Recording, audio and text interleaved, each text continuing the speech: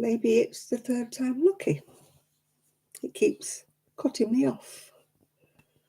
So if I disappear, I won't come back on this channel. I will have to come back on another channel and start all over again for the fourth time.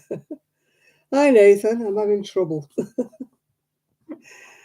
It let me go live one time, but it didn't let me go public, so nobody knew I was live. The first two times it wouldn't let me come on at all. So now I'm just waiting for the, for the internet to cut off altogether, and then, I may not be here at all. It's going to be one of those nights. I can feel it in my bones. I can feel it coming. It's going to be one of those nights, isn't it? Oh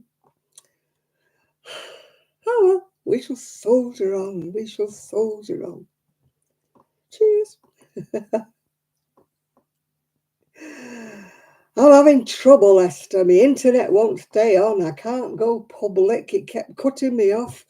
At least it's not flipping raining. That's all I can say. Apart from that, I'm not doing so good. I've been ill all week, so I'm in a ratty mood.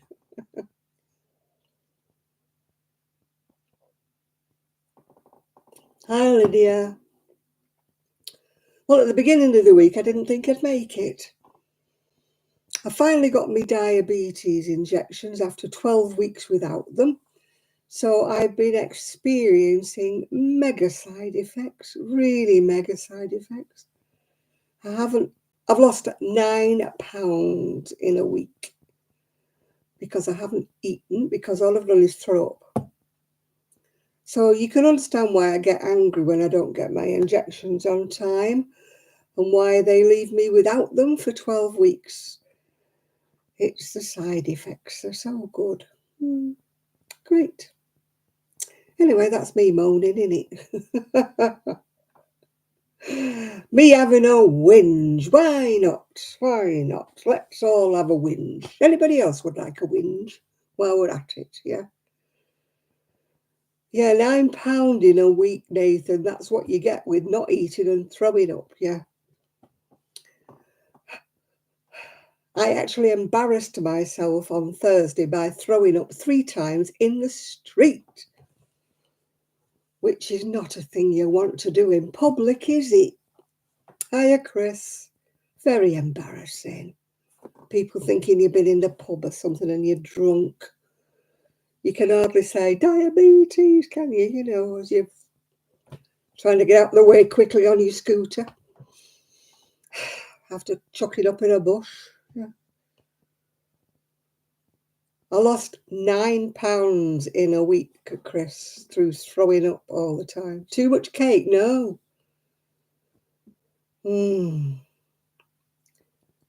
Not making any money. Don't make me laugh, Lydia.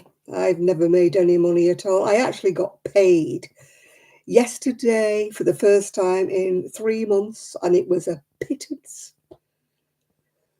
I'm throwing up from the injections, the side effects from the injections. They've given me the injections after 12 weeks.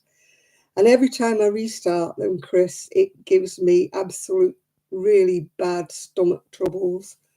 And I can't keep food down. I don't want to eat anything, which is why I've lost 9 pounds in a week, which is far too much weight in 1 week. But that's what you get. And then they wonder why I get cross when they don't give them to me. While I'm on them all the time, I'm fine. I don't throw up when I'm on them continually. It's every time I have a break and I restart taking them again, I start. But because I've been 12 weeks without, it's worse this time than it's ever been before, yeah? It's just not being able to keep anything down, not even a drink, yeah? It was awful. I went to meet my friends at the cafe, even though I didn't eat anything. And just as I left the cafe, in the middle of the street. Very embarrassing, yeah. Hi, Linda. I saw you were watching, was it bagpipes or Scottish bands or something that you were watching? Yes. my daughter, my son, my daughter-in-law, my son back home. The Scottish Badlands Championship. Oh, sorry. That's the dogs coming back. That's the doggies coming back. That was Rosie's collar. She's got a collar to help to stop her barking, and it just goes beepity beepity beep. So I'm sorry you got subjected to that. Sorry, she'll bark now until. That's the necklace tonight, Shad. Just like lumps of whatever strung on a string. It's a self-inject. I can't alter the dose. Yeah, it's. No, I get a reaction every time I restart. But the longer the gap is between my restarts, the worse my reaction is. My son said to me, "Are you sure you really want to restart this?" But yeah, it's subsided now at last, Nathan. I've got to inject again tomorrow, so let's wait and see what happens then. This is why I get angry when they don't give me the injection. I get really, really cross. It's not because I'm cross I don't get them. It's just I know what's going to happen when I get them back again.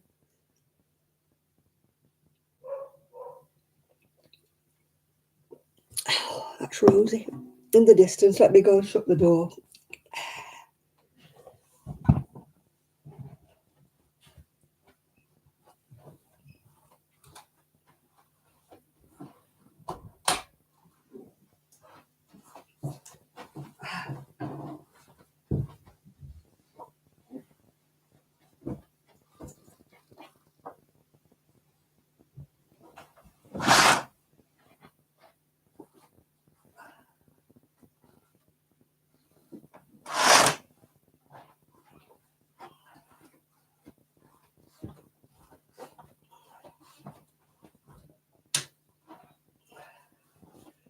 Right, I'm back.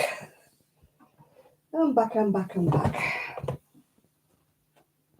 I'll find my crochet now. Now the dogs have gone. If I can find my hook.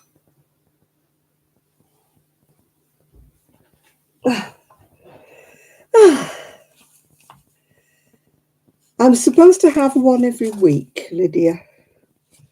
But they haven't given me any for 12 weeks. They said they were out of stock. It's all because the obese people are buying them privately, so the NHS cannot get a stock. This is why I get angry.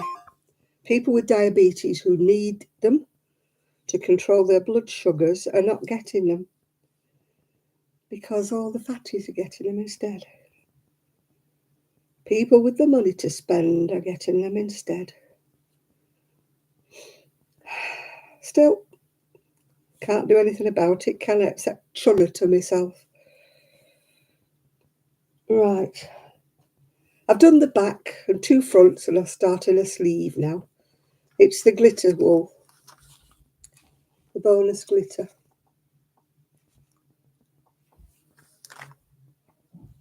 Well, if you're a member of the Saturday Night Live, I have put a video up there. Woo. Oh, well, I haven't plugged my light in. I'm going to get a complaint, aren't I?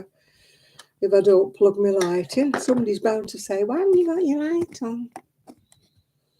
Oh, hang on, will I plug my light in before I get in trouble?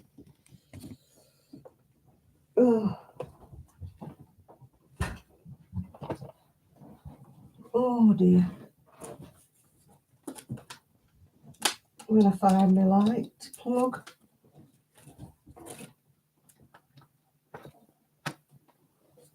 There you go. Everybody happy now. I've plugged the light in and you still can't see it because my camera's at the wrong angle. There you go.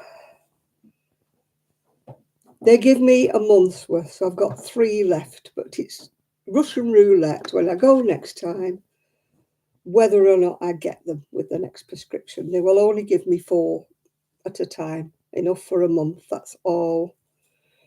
And when I go again next month, they may say, "Sorry, we don't have any." And I'm like, what is the point? I'm supposed to have them. It says on the bump that comes with it, do not stop taking them abruptly without consulting medical advice. Not what I can help, is it, if they don't have the blooming things? If I had £160 an injection, I could buy them, yeah. But, you know, seeing as I'm not a big YouTuber who earns hundreds of pounds a month, then I can't. What I earn for 3 months wouldn't buy me one injection. So I'm not surprised that that other lady's giving up doing the YouTube channels, because it really isn't worth it unless you're a big bug that earns hundreds of pounds a month. I think I average about £20 a month, maybe, if I'm lucky. Oh, Ruth, I'm sorry, I've been poorly. I just have not been up to making. And I decided I was going to make a video today, and guess what? The camera wasn't charged up. And that is not charging up because it's having problems with its connection. It's just all happening this week. Just all happening this week. So my camera won't charge up. It's got a faulty connection on the actual camera. So I've got it here. I've got it stuck up with sellotape with a toothpick in it, trying to get it to actually stay on. And it's not staying on at all. When I wiggle that, the red connection light comes on, if you can see it underneath the toothpick. Look, it comes on if I wiggle it, but when I let go of it, it goes off again. So I've had all kinds of sellotape stuck on it, and I'm not buying a new camera. Yeah, $5. People want everything for nothing these days. That's the trouble. I found that out when I've been trying to sell anything I've made. You know, all they want to know is, what's the pattern? Can you tell me what the pattern is? And I'm like, well, I've made it myself. I've designed it myself. Hopefully, like, people would want to buy my designs because they're kind of one-offs, individual. If they buy them, there's nobody going to be walking the street wearing one that I've crocheted, because it's a one-off. Yeah, every one I make is slightly different. But no, all I get is, which yarn did you use and which pattern did you use? That's all I get. So I don't blame her for giving up. Yeah. Well, I don't think next week could be any worse, Nathan, to be quite honest here. Yeah. So this is why I get despondent. You know, I get told off, people say, oh, be cheerful, be happy, put the music on and sing a little song. And I'm like, I'm past that, you know. I've had it. I will not be an overnight sensation. I think that's quite safe to say. I will not be an overnight sensation. Man, I had a lovely message from Angela Best, the lady who designed that Stitch and Bitch, you know, the Happy Hooker cardigan I've just finished in black. If you look on my Facebook page or whatever, you'll see a picture of it. I finished it.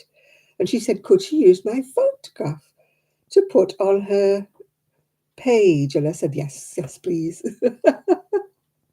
Yeah, anything, please do, yes. I'll show you the photograph if you can see it. I don't know whether it will. Oh, now my phone's gone off. Oh, for goodness sakes.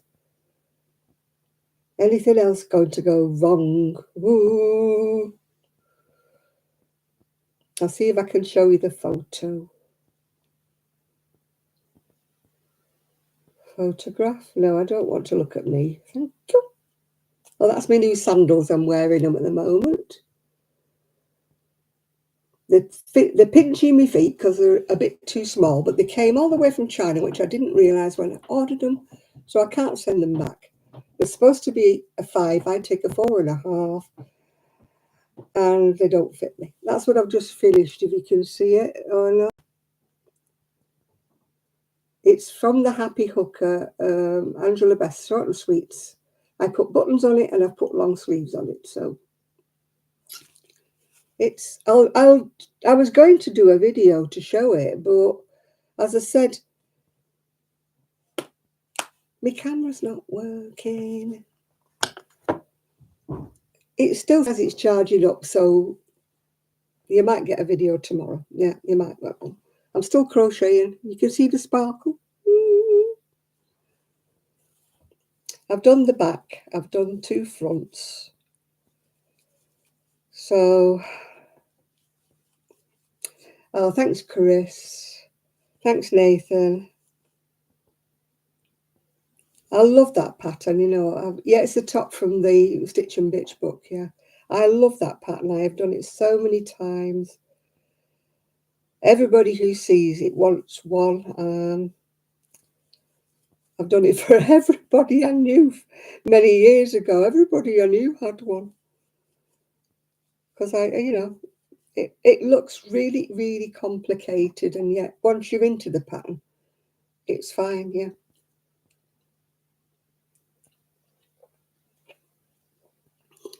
I've got a white one, and now I've got a black one. I could do one in every colour, really, couldn't I? I could have done one in 50 Shades of Grey, couldn't it, that I found in the kit. Did you see that video? How many balls of grey have I bought? Yeah. Hiya, Ruth. Oh, you watch and you listen, but you never join in. Well, you're welcome. We're quite a nice crowd. Unless we get the odd, you always get an odd one that pops in every now and again, but my vigilantes usually get rid of them. Yeah, I was surprised at myself. I haven't got it in purple, actually, Nathan. You're right there. Yeah. I'm still thinking of opening my coffee shop, not because I'm begging for coffees or anything.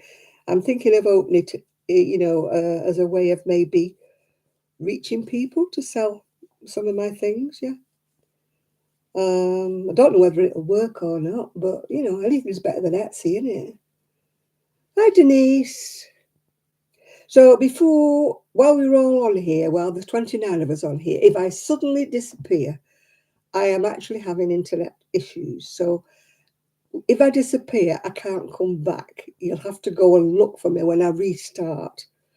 So I've got Nathan in charge. I've got Chris in charge to tell everybody, go to another link if I suddenly go.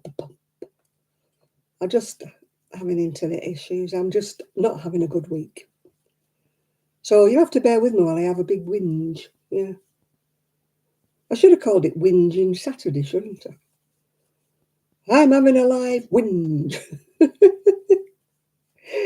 Which I don't usually. I try not to have a whinge, but every now and again you've got to have a whinge, haven't you? You've got to be human. You've got to have a whinge. Hi, Julian. Yeah, we wouldn't be anything, would we, if we didn't have a whinge? Yeah, Saturday night rant, we should call it that. And then everybody who's got an issue should come in and have a little rant, yeah.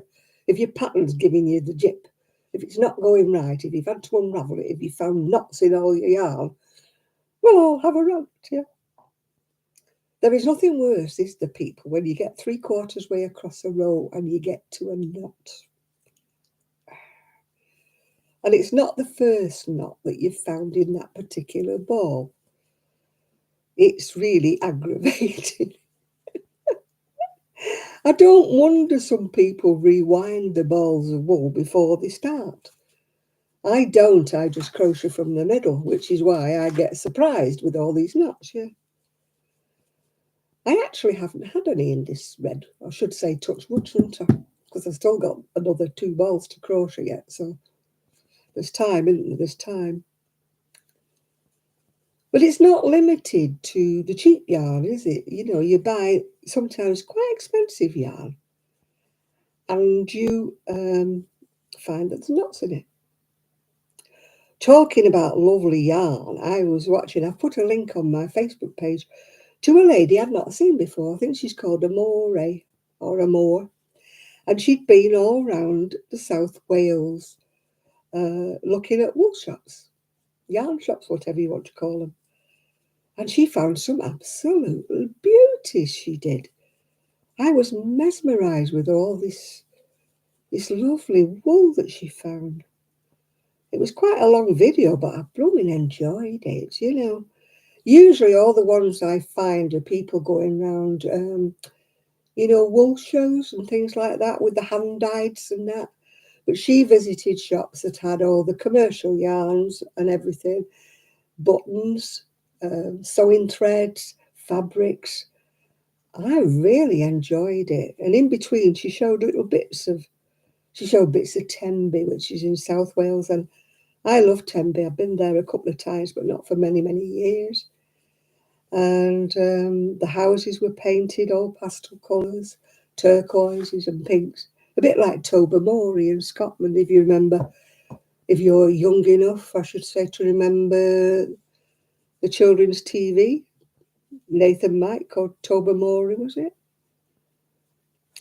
Where all the little houses were painted in pastel colours. It was a real town in Scotland. It wasn't called Tobermory, but it was a real town in Scotland where they do paint the houses. I never actually watched Tobermory. I'm too old. But anybody who's younger might remember it, yeah. I think he said, "What's the story? Morning Glory" or something. I'm sure Nathan will remember it. But yeah, I thoroughly enjoyed watching that. What else have I been watching? I watch a lady called AIME or AME. She's in Japan. She is a very unusual lady, very unusual. She designs the most weird and wonderful dresses and skirts and things. And she goes around Japan. So I was watching her get on all these trains in Japan and visit these shops and that.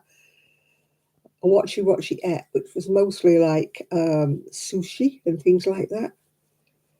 And I'm thinking to myself, I don't know whether I could do Japan. I don't know whether I'm into sushi. I don't think I am, actually. Have you all eaten sushi? I bet you all have, haven't you? I've got 35 people and only 17 thumbs. Just a hint, just a little hint. I don't know what the story of Balamory is because I never watched it. I know it was Tobermory, wasn't it? Yeah, it was. Yeah. I sort of used to let my son watch these programs and stay out of the way, if you know what I mean. Because he was so mesmerised with them when he was a kid, you know. I was able to sort of do a bit of cooking or do some washing up or something, or do the washing while he was engrossed in the telly. Because he wasn't a kid, you know. Well, obviously there was no internet back in his day. So it wasn't like I used to park him in front of the TV. There was no YouTube. There was nothing like that. Gosh, we were deprived, weren't we? You know, however did we amuse our children? Did we actually have to read to them? Did we actually have to play with them? Yeah, we couldn't park them in front of the telly like you can now because there wasn't that much on in the way of children's TV back in the day. I think there was about an hour or so a day, and then Saturday mornings there was cartoons. But we actually had to talk to our children, yeah. It was filmed in Tobermory in the Isle of Mull. You went there and it was raining. No, I've actually seen who visited it. Oh gosh, one of these celebrities actually visited it, didn't they?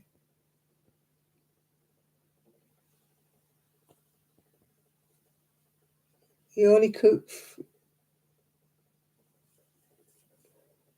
You watched Balamory, did you, Nathan? Yeah. Yeah, I'm always a bit wary of like raw fish.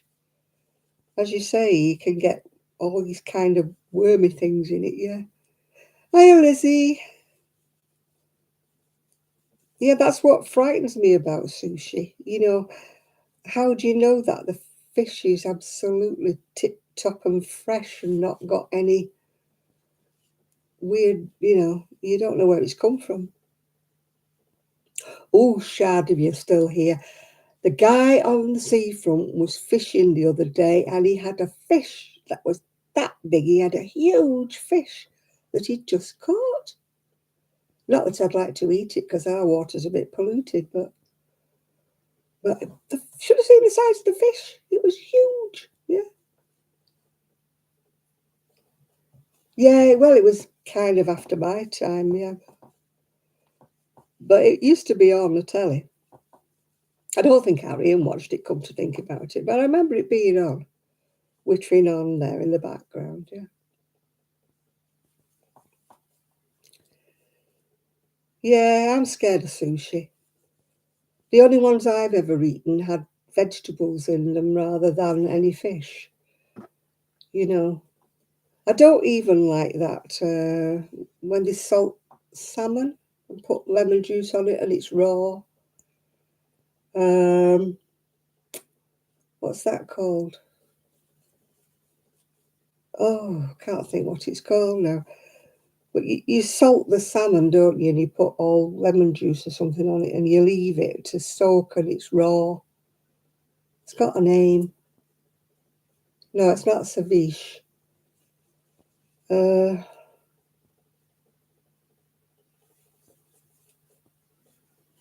It could be like something like ceviche, but it's not ceviche. Something. I'm not well up with it. I know I wouldn't like it if it was raw. Savash is it called? No. Oh, there was an advert on telly for talking about it. Hiya, Jill. I don't know what kind of fish it was. I didn't stop to ask him. He was just holding it like that.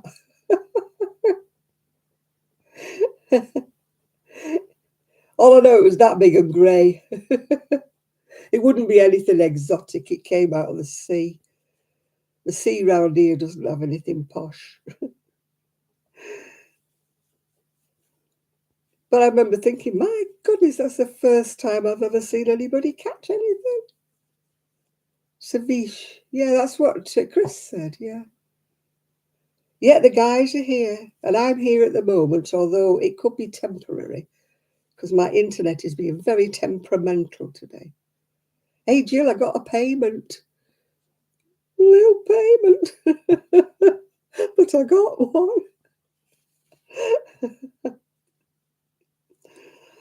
Yeah, one of the girls on here was saying that somebody that does crochet was going to give up making YouTubes because she couldn't get any payment. I thought, I know exactly how she feels. When I see people get hundreds a month and I don't even get 100 every 3 months, yeah. No, he was just like holding it and it was like sagging in the middle, he was just like holding it. No, he wasn't posing. Because his mate was taking no notice. He was just stood there holding this fish. I didn't see a camera anywhere in sight, so I think he was just holding the fish for some unknown reason, standing on the beach holding the fish.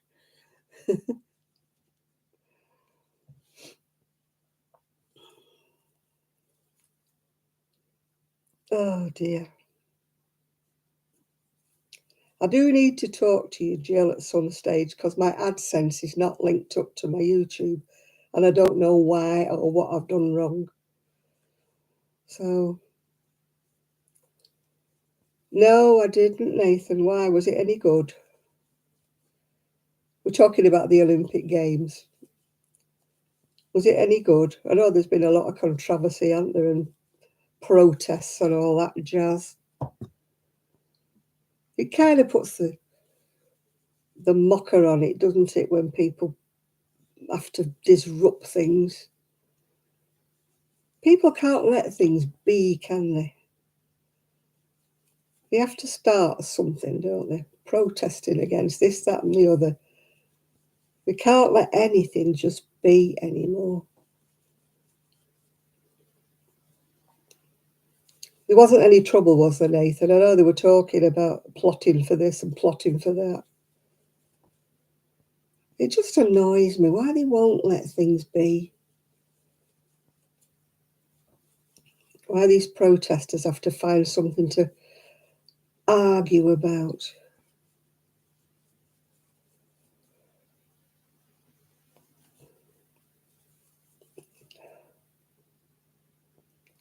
The opening was distasteful, was it really? I tell you, somebody has to spoil it, don't they?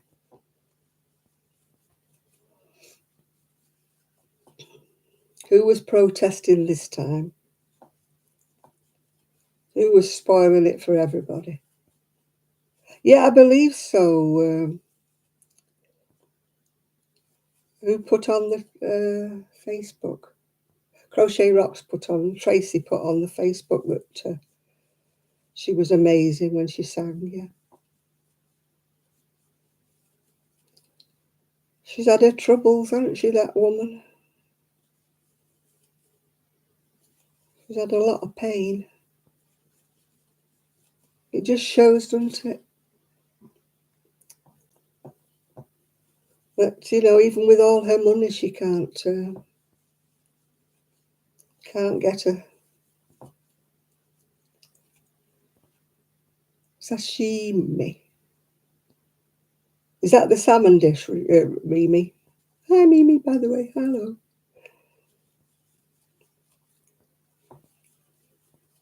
I'm crocheting today.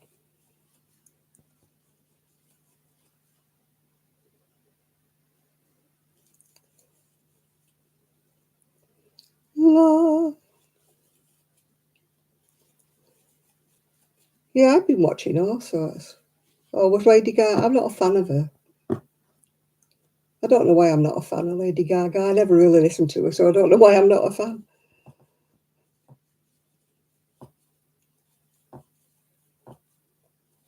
I can't say I don't like her singing because I don't really listen to her.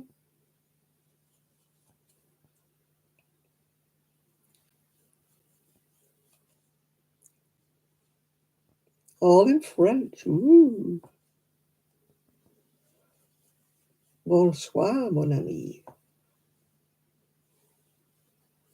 Comment allez-vous ce soir? That's about the limit in my French, actually. Not done it since I was at school, which was one heck of a long time ago.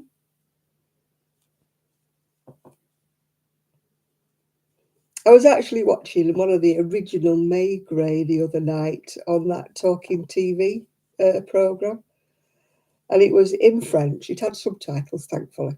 And I was trying to listen to it in French to see whether I could understand it. It was like, no. I could understand the odd word here and there, but not. And I'm like, well, that was a waste of an education, wasn't it, Janet? Because you didn't remember any of it. I actually read it better than I listen to it, if you know what I'm saying. I used to...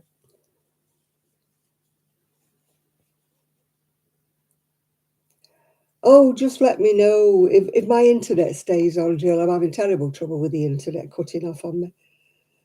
But just let me know a time and I'll try to be there. Bacalao.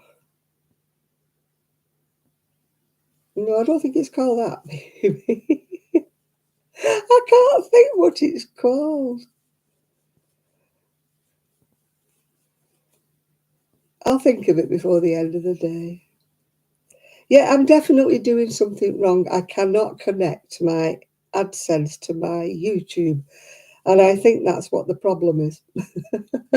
And also, for some reason or another, they seem to think I'm in the US because I'm paying tax in the US for some unknown reason.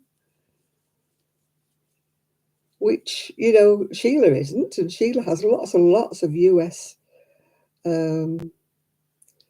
Did I get verified? I don't know. There's a way that I can add you as an administrator, I think, so that you can actually look at my channel. I did it once with somebody else. I think it was with 24 Karat Crochet. She got authorization to be on my channel with me because she used to actually edit my videos for me. She was brilliant. But of course, she's busy doing other things now, so I can't ask her to help me anymore. She's not my proxy person, if you know what I mean. But I had to grant her the permission to be on my channel, so I know it can be done. That I can add her on, as a person or something. So maybe I can do that to you, and you can have a look at what's going wrong. I know I'm not a big bug. I know I never get loads and loads of money. I know I never will, but I still think something's not quite right. My AdSense should be linked to my YouTube. If you don't do YouTube, you won't have a clue what I'm talking about. But AdSense is the way that you get paid from YouTube. So if you're not added together, if you're not coordinated or meshed, no, not my AdSense says the last time I was paid was in 2011. So something's not right. It said I got paid £71 in 2011. Oh dear. So I know it's been a while. I shouldn't laugh, should I?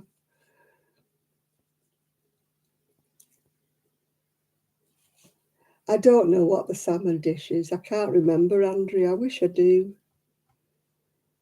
It's something. Yeah, I did get something, but it was that big for 3 months. It wasn't for 1 month, it was for 3 months. So I know I don't have all the views, and I know I don't have all the things that you're supposed to have. I do know that. But, I just want to know that everything's set up right. If that's all I'm entitled to, then fine. That's all I'm entitled to. But I just want to see if it's the right amount. Yeah. Sounds like I'm being real greedy, doesn't it? You know what I mean? But when you know people who've got a similar following to yourself get paid a hell of a lot more than you do, alarm bells start ringing and you think something's got to be wrong.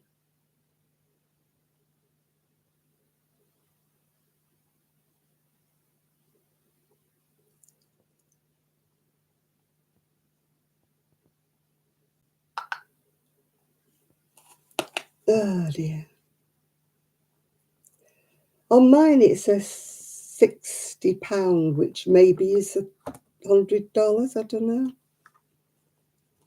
I don't know. Anyway, we'll talk about it in private one day. Don't want to bore everybody on here with me woes. I've already had a whinge today about the injection, so I think people are fed up with me whinging now. We want to have a happy Saturday before I get cut off with the internet. Let's talk of happier things.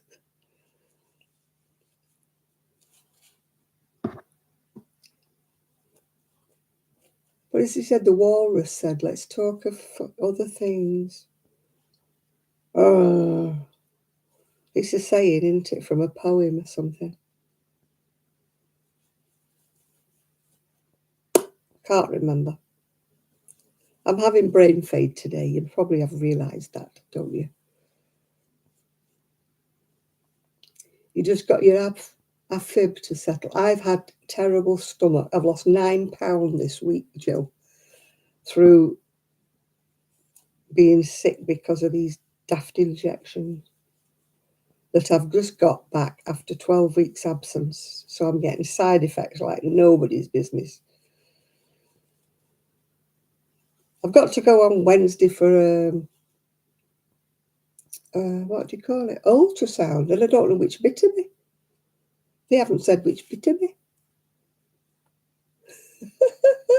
I'll let you know when I come back.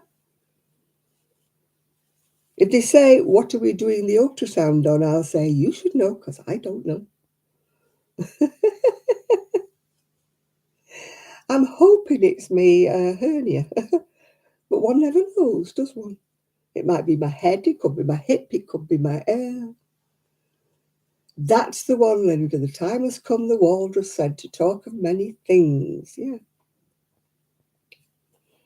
That's the one. I knew somebody would know.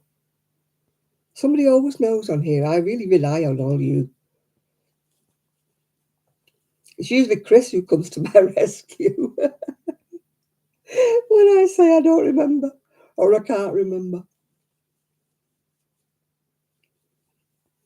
But if you're into lovely yarns, you must all look at that video I put on Facebook, that Amore, is she called? Some gorgeous wool shops in Wales. I need to go to Wales.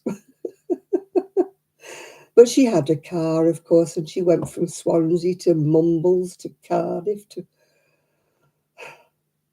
Can you imagine how much that would cost me if I had to go on the train, the tram, the bus? With my luck, by the time I got there on the bus, the shop would have shut.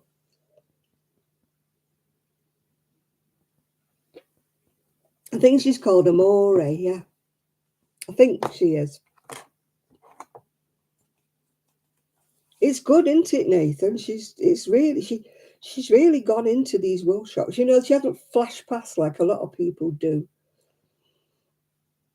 You know, a lot of people just fly by, don't they? You know, they just do running jumps at things.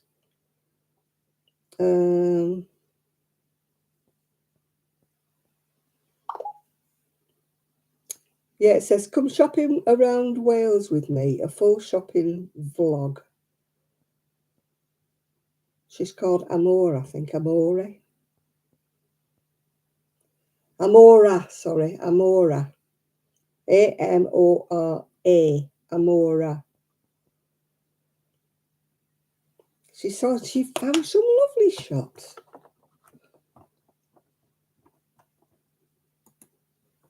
Yeah, I get fed up when, you know, it's always this hand-dyed stuff, isn't it? The Japanese channel, I think she's called AIM. I think that's what she's called, AIM, or Ame, however you want to call it. She is a very strange young lady, but there's lots and lots of subtitles, and she wears the most amazing thing. She always wears like a crochet bonnet, and but she crochets and she cooks and she visits all these places. I was interested in going in different shops and things, you know, and you can buy anything, can't you, in these slot machines in Japan? You know, any kind of food or drink or anything you can get in these. You know, I mean, Japan interests me in that way, but I don't know whether I could eat the food. I don't know, I'm not sure. But that's the one, Amora, yeah. Yeah, daily life. I watch another lady. What's she called now? Oh, she's in Israel. She's a knitter and a crocheter. I started watching her now. She's a lovely knitter, absolutely. She's just done a crocheted handbag for a wedding. Well, I sent the link to Shan, and she said she was going to start watching. Yeah, she doesn't get the Japanese candy anymore because it was Grace that used to send it to her, but it got so expensive, so Grace couldn't do it anymore. And Shan can't obviously afford it herself, yeah. This other lady lives in Israel. Yeah, GB Maltese, that's the lady. A lovely lady. Very, very generous lady. She sent me a gorgeous, gorgeous knitting bag. I've still got it, yeah. And the crochet case that I still use, Grace sent to me. Sadly, I don't watch her channel anymore, purely because she just went all into this 5D crochet and that. And, you know, it just wasn't interested in me. And I'm sorry, because she's such a lovely lady. She's got a really generous heart. But, you know, there's only so many videos you can watch, and when you're not that thrilled about watching them, you know. I wish I could remember this lady in Tel Aviv, what she's called. I'm sure somebody else must watch her. She's a beautiful knitter. Absolutely beautiful knitter.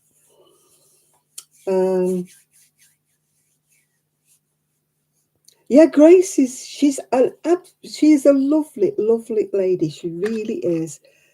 But I just couldn't watch all these videos about her, you know, that sticky crochet, that sticky stuff she was doing. It was just like, oh no, not again, Grace. Can't you do a bit of crocheting for a change, you know? I used to talk to her, you know, actually on Google Hang-Up things at one time when she used to crochet, yeah. Yeah.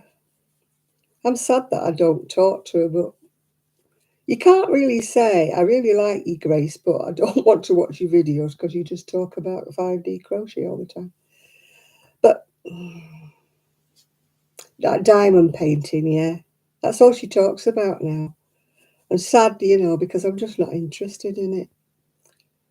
So sadly, I had to stop watching. I wish I could remember that lady's name in Tel Aviv.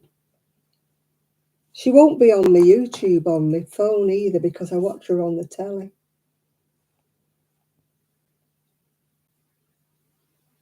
I cannot think of her name at all. It doesn't, my phone doesn't tell me,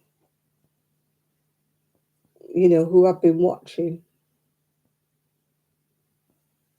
on here. And I watched poor Sheila. She had to undo all the front because she misread the pattern. So she had to redo all her front for that one she's finishing off for a lady.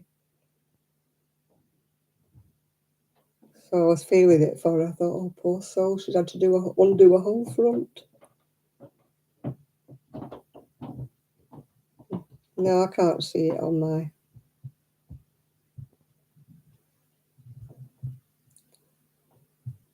I can't see it, unfortunately. I wish I could, but I could tell you.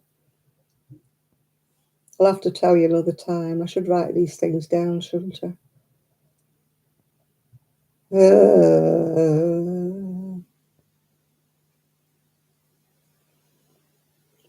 I also watch a guy who knits as well.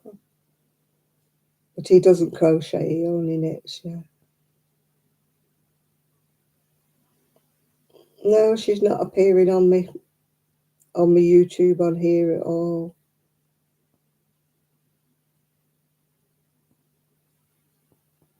It's because I've never watched her on here, probably. It's funny, if you watch them on TV, then it shows you on the TV what you've been watching. And if you've been watching on your phone, it shows you on your phone what you've been watching. But my two are not connected in any shape or form. Mine just shows me all the old stuff I've been watching.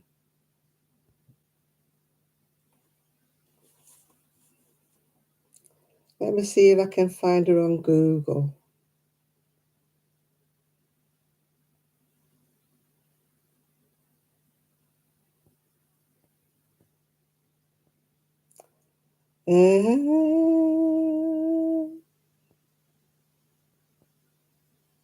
No, I can't spell Israel.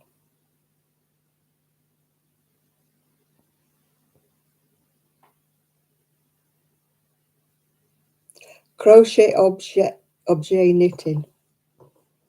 That's who she is. I'll write it on here. Crochet Objet.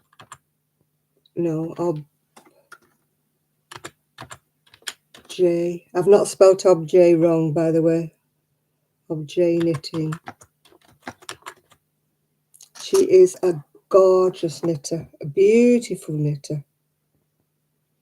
It's not object, by the way, it is object. Yeah, that's the way she spells it on her channel.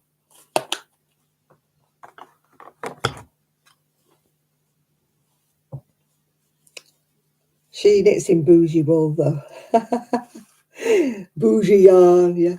The Japanese one is, I'm sure it's Ame. I'm sure it is Ame.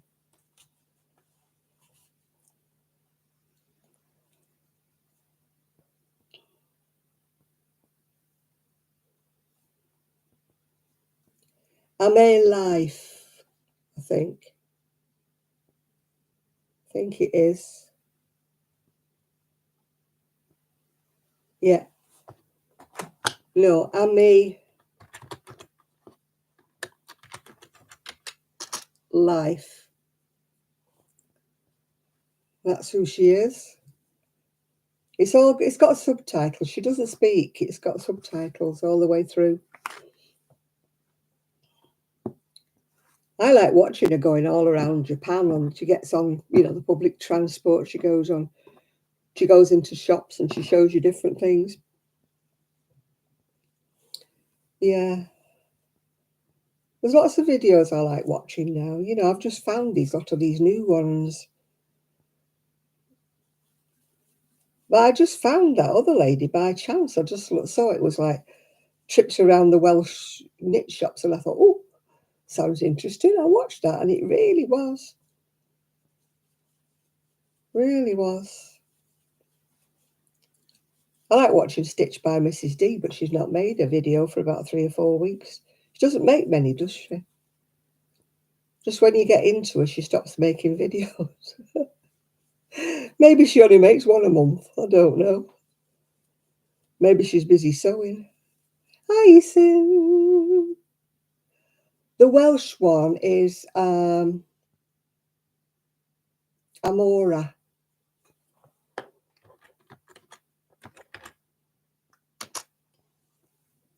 Amora.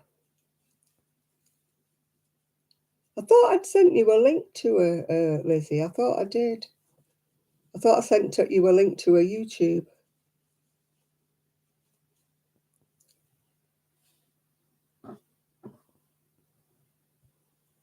Yeah, Paula. She hasn't made a video for about 3 weeks or more.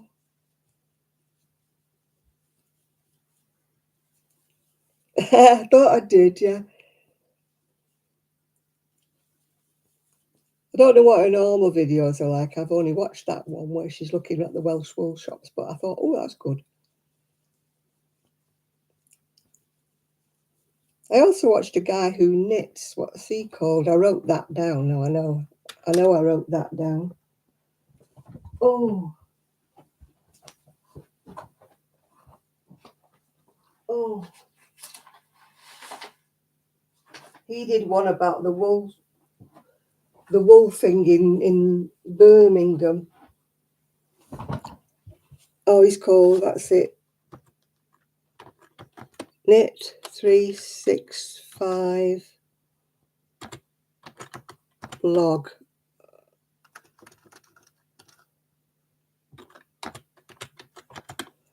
And it was episode 88 was the one where he went round the Birmingham.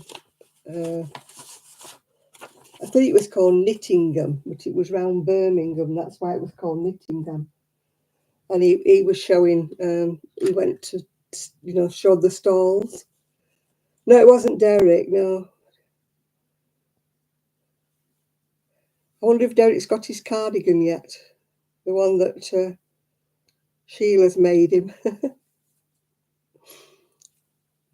Probably not, because it takes ages to get to America. Hi, Shan. Were your ears burning?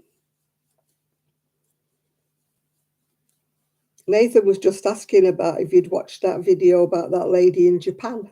Hi, Munchkin. About when you got those Japanese sweets you used to do on your live. You used to do the taste test, if you remember. We used to like seeing your face when you bit into them. She fascinates me, that lady in Japan. She really does. Especially that crochet bonnet she wears all the time.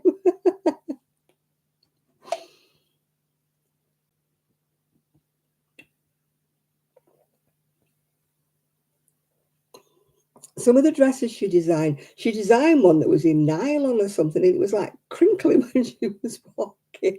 It like parachute stuff, wasn't it, she'd made? And I'm thinking, anybody really want to wear that?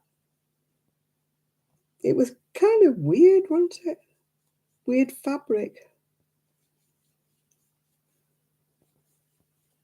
It wasn't what you would think of to make clothes with, you know. It was stiff. And she'd made this dress with it, and it like crinkled when she walked with it. And I'm like, yeah, you'd be a wow in the cinema with that on. Or the theatre, you know, sat next to her going, it's like somebody eating crisps, isn't it, next to you in the cinema. Derek's YouTube, oh God, it's Derek's knitting natter thing into it or something. I'm sure somebody else watches Derek besides me.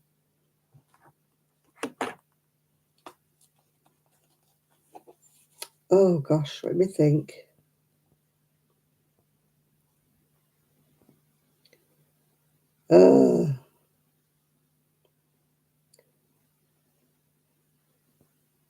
Derek's knitting, crocheting, and chit chat. That's who Derek is. He puts a video out usually every week. He's due one today, actually, or tomorrow. He's due one.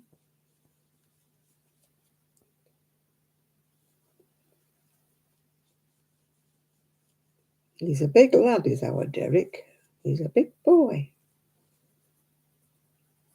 I'm just wondering if that cardigan that Sheila's knitted him will actually fit him. Because he's a big lad.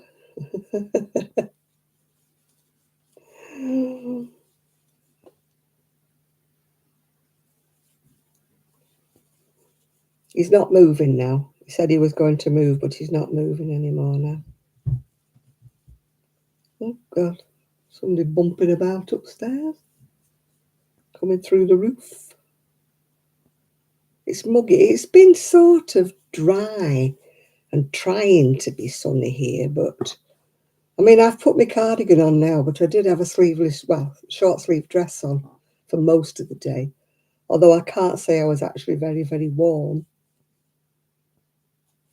But then I'm in this lounge, and this lounge isn't as warm. If I go in the bedroom, which faces the opposite direction, that's a lot warmer. I was sat in there because I thought, oh, I'll make a video. And then I discovered that my camera's not charging up again. Hang on. It keeps going off. I can't sit here all night holding it. The red light keeps going off and it's not charging up. So I thought, I'll make a video. I looked at my camera. I think so, yeah. My knitting club was all right. I didn't enjoy it much because of my stomach issues, but yeah, I went, yeah. Hi, Connie. Next Wednesday, we're not going to the evening one because there's only 4 of us going, or we would be only 4 of us going, and we have to pay for the hire of the room, so our fees wouldn't cover it, so we're not meeting next Wednesday. I'm going out Wednesday morning, but, well, in actual fact, I've got an ultrasound in the morning, and then I'll go straight down to the knit club. But I'm not going out again. Hi, Nerdy Stitcher. Hi, Connie.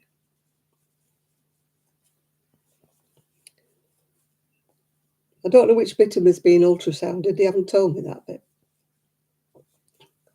They just said report for ultrasound at 10:30, so I shall report. And if they say which bit have you come with, I'll say, I don't know. You haven't told me that. They just said you've got one booked. So it'll either be my hip or my hernia, not sure. I shall inform you all. I'm sure you'll be all agog. You'll all be on the edges of your seat waiting for that, won't you? Ooh, you've got some juicy gossip. Come on, come on, come on. We need some juicy gossip to have a natter about. Come on, tell us, tell us, tell us. Tell us more, tell us more.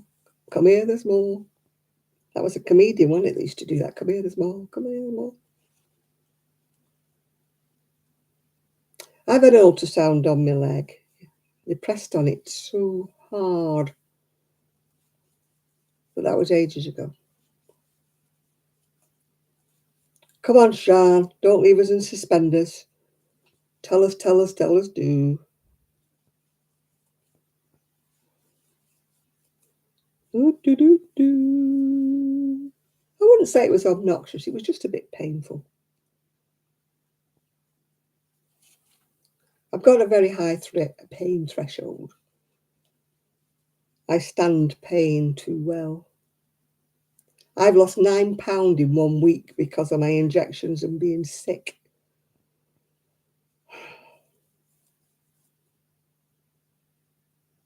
Ooh, wowie. You're not marrying a cactus, are you?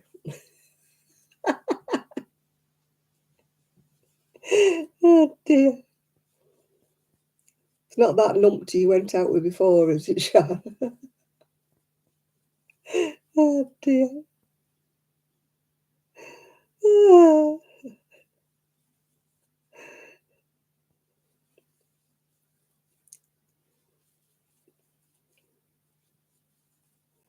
Sean has a bit of a sort of predilection, like I do, to frogs. So I hope you got the handsome prince this time, Sean.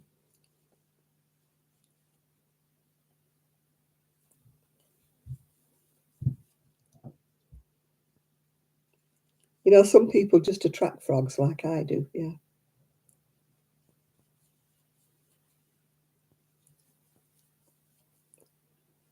I'm still waiting for my handsome prince. I think I've left it a bit too late. Yeah, nerdy stitcher. I wouldn't recommend the way I lost my weight. Don't go down that way. It was awful. I was in bed a lot of the week. That's why there's been no videos. I've just about settled down and ate for today, yeah. Is he a bus driver? He's either got to be a bus driver or a conductor or a tram driver. Otherwise, G won't be very happy.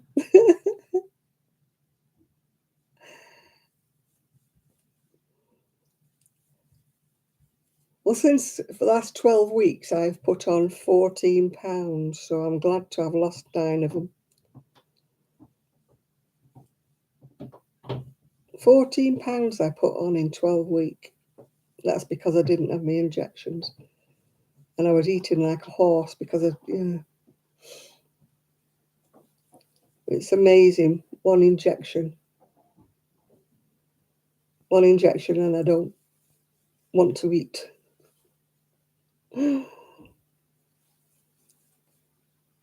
Oh dear.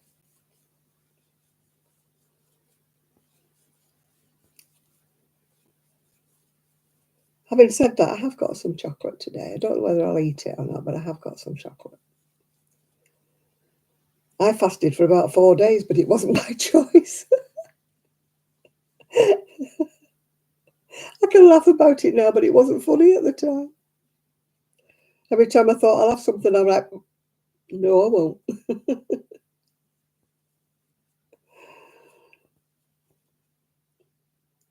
Oh, wait, well, you've done 30 years single, Sean. It would feel very strange if I had a man now.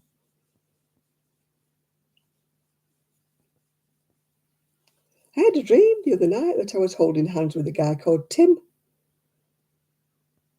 I don't know anybody called Tim. He said he was an accountant. Where the heck I dredged that from, I don't know.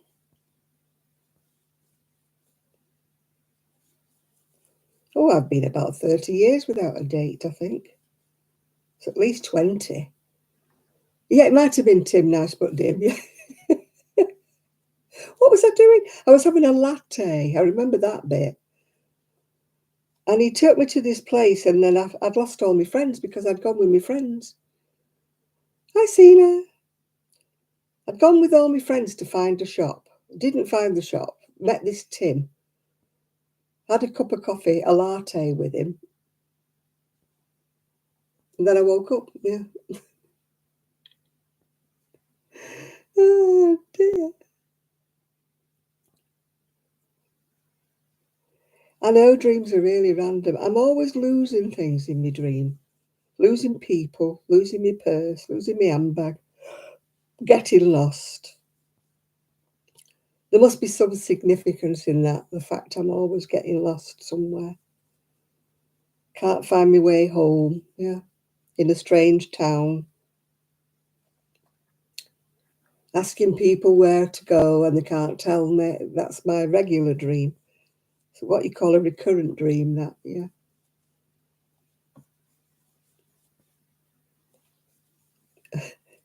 No, Tim wasn't any help at all. Tim took me for a latte.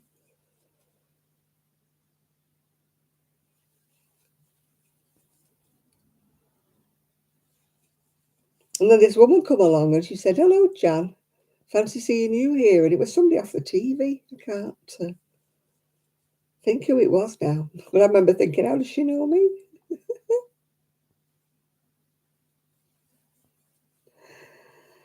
Yeah. Oh, he did pay. Yeah, I didn't pay for it. I'd probably lost my handbag because I'm always losing my money in my handbag in my dreams. So I probably didn't have any money. Oh dear. I never want to get married again. I never did. My first husband, my only husband. No, we were sat outside in the street. It was like a nice day. We were sat on a round table. And we had his sister with us. She was only little. See, I can remember most of my dream. She was only a little girl, yeah.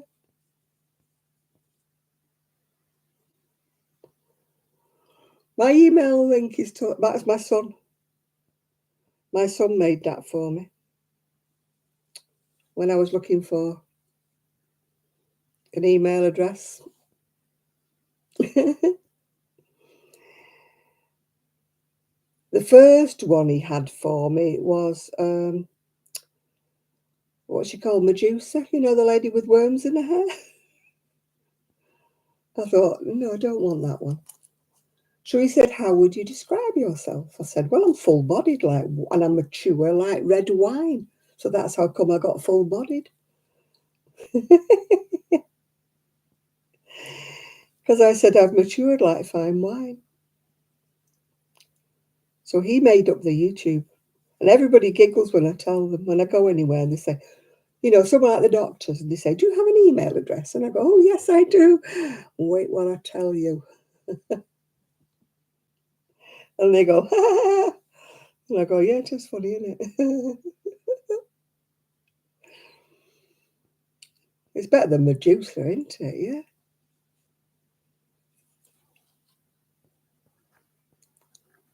I didn't want Medusa.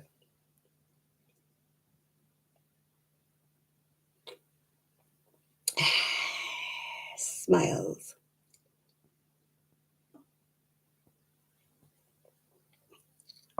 I'm really, really thirsty.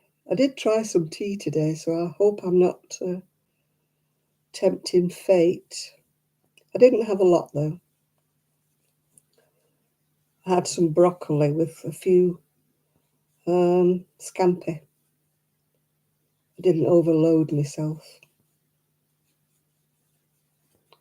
It's already set like a lead balloon, so I'm not got much hope. I finally stopped sleeping with the bucket next to my bed, so there's hope. That's what I've been all week. I've been sleeping with a bucket.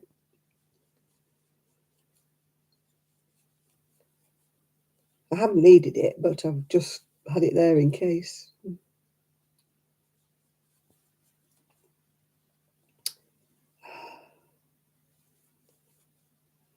God, it's like the days of your youth where you throw it up when you're either pregnant or you're drunk. Actually, I never did when I was pregnant. I never had morning sickness. I was very, very lucky. I had a lot of indigestion, but I didn't have any morning sickness, thank goodness. That must be awful. Well, my sandals are pinching my toes. Got some new sandals. They're supposed to be size 5, but they are no more 5 than fly. Because I'm only like a 4.5, really. And my toe is going to stick through the end of this because it's not leather. It says cowhide. It's not seen a cow, this at all. It's plastic. No, thank you, Munchkin. I'm getting used to it. I keep using blonde shampoo, so it's going blonder. The grey's going out of it now.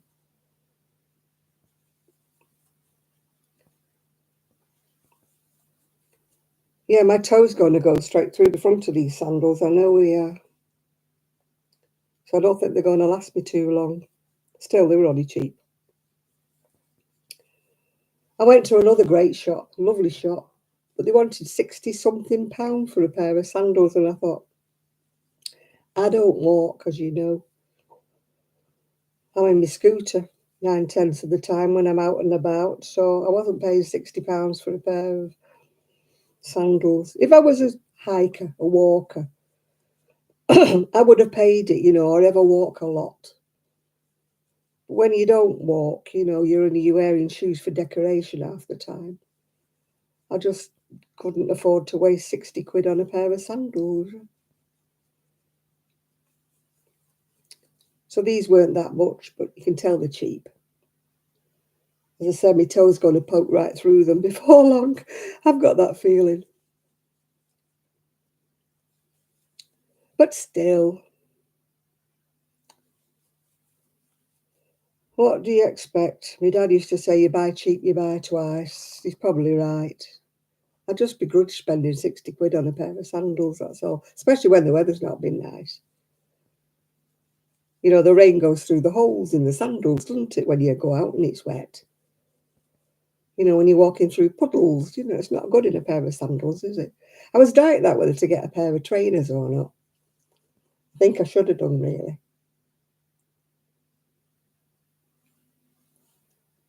Oh, just seen your post, ready. You found a $5 bill on your bookshelf. Woo! Somebody left you a tip.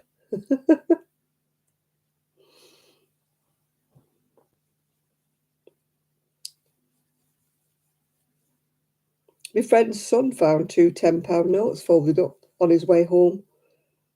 But it was about 3:30 in the morning and there was nobody around. So it went in his pocket. It wasn't like it was crowded or he could have asked anybody. There was nobody in sight. It was 3:30 in the morning. Probably somebody a bit drunk on the way home dropped it out of their pocket. They'll be a bit sad when they get home and find they haven't got it, won't they?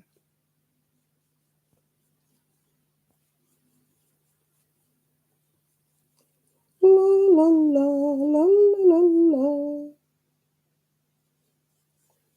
I'm on my sleeve. I'm on sleeves now. I've done the back and the 2 fronts. I'm on a sleeve.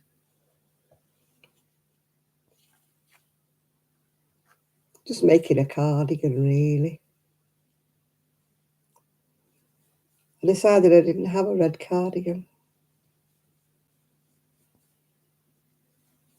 Of all the colours of cardigans I've not got a red one. I've got red sweaters, but I don't have a red cardigan. I've got a red velvet one like this, but it's nicer than this because it's got red heart buttons on it. This one's just got little teeny buttons. But I haven't got an actual red cardigan, I don't think. No, I'm sure I haven't. So I thought I needed one. But somebody said, oh, you can't wear glitter in the daytime. I thought, no, can't you? Oh, excuse me. Watch me. I can wear glitter in the daytime. It's not that glittery, actually. Not that glittery. Not that glitter, is it? It's only got a bit of sparkle. Can wear that in the daytime, surely. Well, you can if you're me, yeah. I was telling my friend at the library about that wool I found that was like mohairy with bits of silver and stuff in it. And she liked the grey, so I'm going to take it for her on Monday. I don't need all of that wool. So she likes grey. She only wears grey or black, so it's no good having any of the other colours because she won't use them. And I might give her some of that 50 Shades of Grey I've got. Oh dear, that 4-ply cotton, I've got bucketfuls of it. And I'm not selling it on eBay because you get nothing for it. Nobody wants to pay you. They pay you peanuts.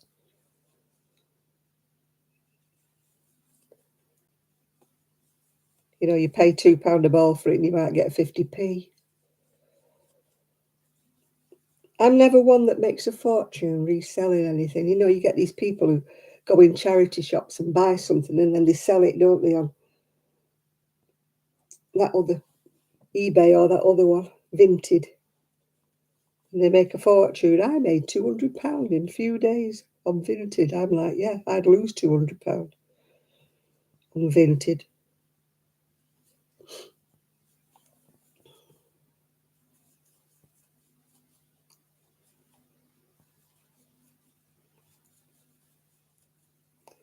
The only reason I don't like Vinted is they keep wanting you to sell your stuff by taking it to one of these lockers or getting somebody to come and pick it all up, and I'm never in. Hi, Lulu. How are you?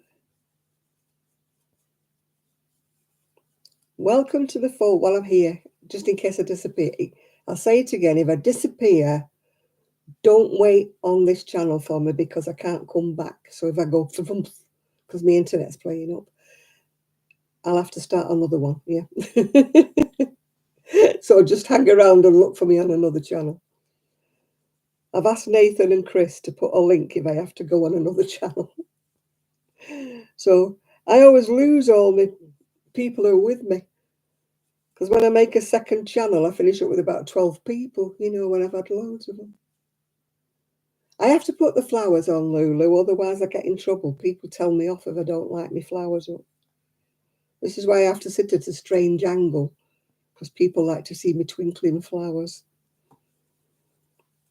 I get so much trouble when I don't put them on. At least putting the mat underneath them has stopped them making that noise.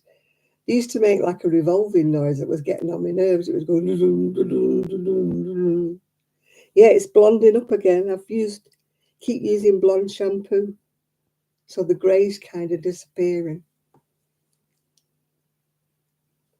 Oh, I was heartbroken when it went grey. Oh, God, was I heartbroken. I'm sure somebody had switched the colour in that box, you know, because it was the same colour I always buy. It wasn't stuck up with sellotape. I should have known better. You know, when the box was open, it was like kind of opened. It wasn't stuck down. I should have put it back on the shelf and not had that one. I think somebody had swapped the colours over or something. Maybe somebody had bought it, returned it or something. I don't know. But all I know... Oh, you couldn't find me? Oh, well, I was here, Seaside. Eventually I was here. It did take me a while to get on tonight because my internet was playing silly beggars, yeah. That Ogo. Oh, you mean they're them silly horseshoe things, are they? They fall apart, don't they, those balls? I call them like a donut. Have you used anybody else used them? They're like a donut. And when you start using them, it doesn't matter if you use them from the outside or you use them from the inside. They just disintegrate, fall apart, and go into a great big blob.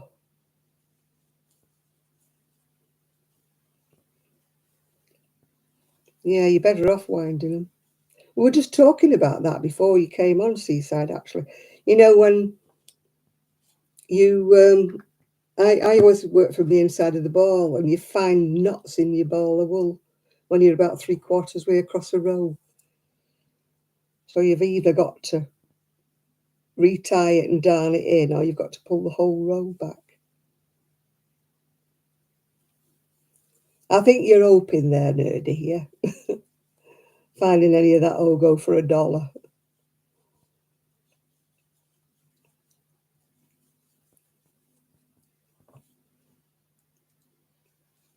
I think you're the kind of lady who buys my wool when I put it on eBay, that wants £2 wool for 50p, yeah.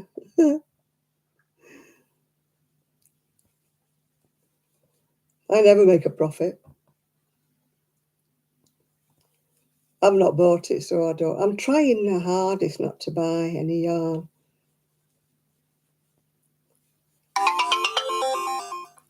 Trying my best.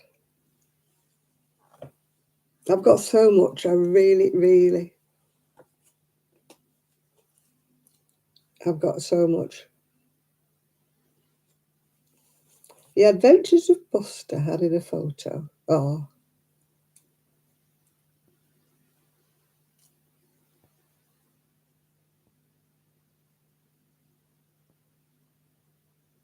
Oh. Is this guy who he adopted a 20-year-old dog. She's gorgeous. Look at her. She's 20 years and 3 months. She's beautiful. She's called Mia. Yeah.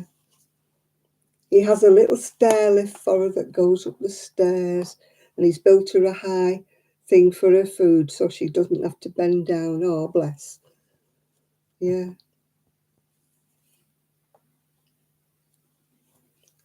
You follow them. She's lovely, isn't she, that Mia? Yeah. Yeah, 20 years old. She was surrendered at 15, I think. Yeah, the other dog he had, Buster, yeah. I remember the first one he had, Zook, yeah. An old couple had Mia, and they surrendered her at 15 and said she wanted to be put to sleep because she was not doing anything, and, you know, they thought it was the best for her. And the vet didn't think that she needed to be put to sleep, so he'd asked this guy if he'd take her on, and 5 years later he's still got her. So much for her wanting to be put to sleep at 15.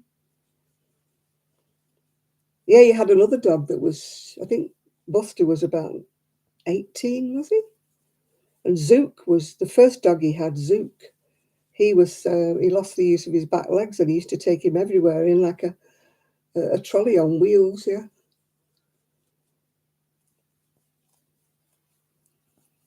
He'd had Zook from being young, though. And he said he wouldn't have another dog until somebody persuaded him to foster Buster. And the inevitable happened. He adopted Buster, yeah. He's got the patience of a saint, and he isn't well. He's got terrible problems.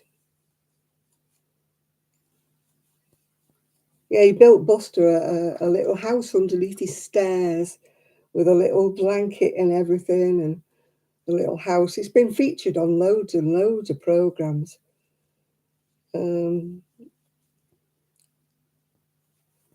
Because Buster he felt very insecure, because you know what rescue dogs are like. And so he built him this little secure unit, like underneath his stairs. And he put him like a TV in. Well, it wasn't a TV, it was like something he could watch some programs on, like a monitor thing he put him in. And he had a heated pad in there for him to sleep and everything, yeah.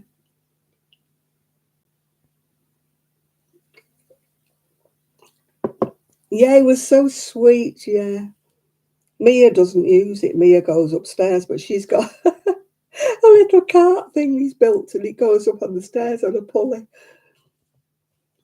And she goes and gets in it now. She gets in it to come down, and she gets in it to go up, yeah, because she can't do the stairs.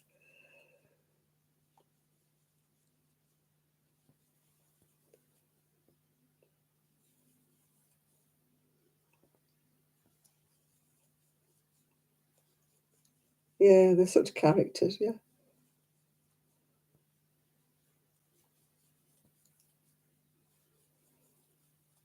Uh, Mind you, when you have dogs like that, they're part of the family, aren't they? I can never understand anybody being cruel. I mean, I know they're pains in the neck, aren't they, sometimes? We've got to admit it sometimes. Our Trixie's a pain in the neck sometimes. Sometimes it's a pain a lot lower down. But I still would never be cruel to her.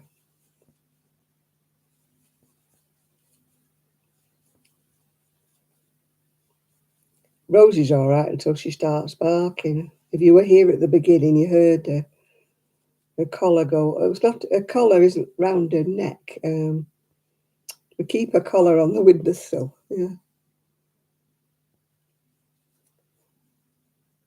No, I mean I agree with having dogs put to sleep if they're bad and they're suffering. I wouldn't let a dog suffer. You know, it's hard. I mean, I had to have my Buster put to sleep, and it is a very, very hard decision.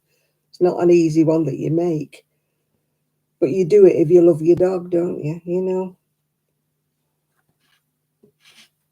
I mean, my Buster was incontinent. He was, you know, I had a terrible time with him, washing and cleaning up and doing everything. Day after day, I was washing bedding 2 and 3 times a day, but eventually his back legs just went from under him and he couldn't move, so there was nothing else I could do. But he was 16.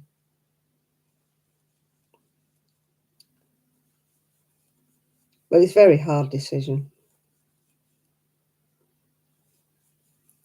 Yeah, my washer was on the go all the time. Every time I looked at him, he'd wet himself. I tried putting nappies on him and it didn't work. We tried all kinds of these things that you put on dogs. I bought all kinds of things, designed all kinds of things, sewed all kinds of things, and he wouldn't keep them on. He'd just pull them off with his teeth. Or he'd sort of riddle out of them, yeah. Oh, it's horrendous because I used to have to keep washing his bed, washing the sofa, washing the bedding. I felt like I was a washerwoman. But you do it, don't you? You don't put them to sleep just because they've got a problem with their bladder. It wasn't his fault.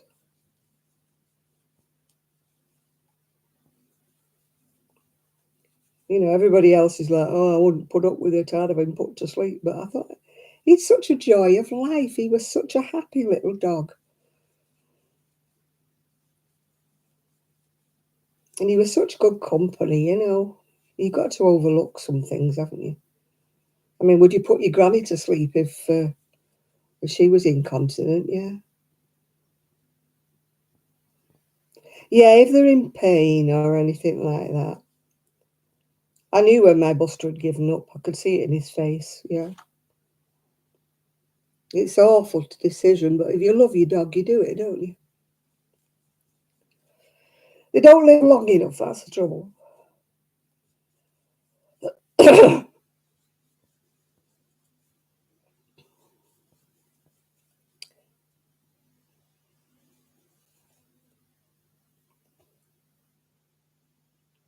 I remember taking my son to some Disney film or other. And this lion, I think it was the lion dad, he jumped somewhere and he got killed and that. Oh, God, he'd only be about 5 or 6, my son at the time. And he sobbed his little heart out. He kept saying, he'll come alive again, won't he? We had to tell him, yeah, he'll come alive again. We had to tell him that because he was so distraught. That's the trouble. You see, kids don't understand.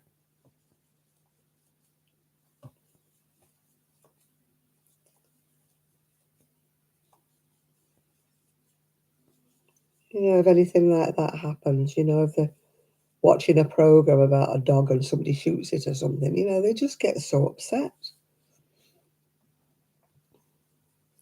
We used to try and vet all the things he was watching when he was little, you know, because he'd have nightmares and, oh, it was awful.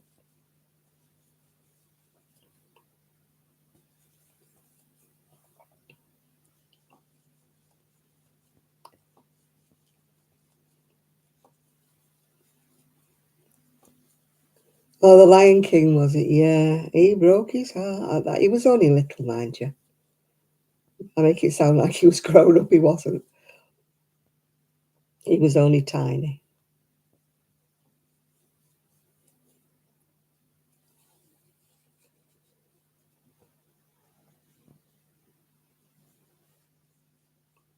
The Lion King was in the 90s.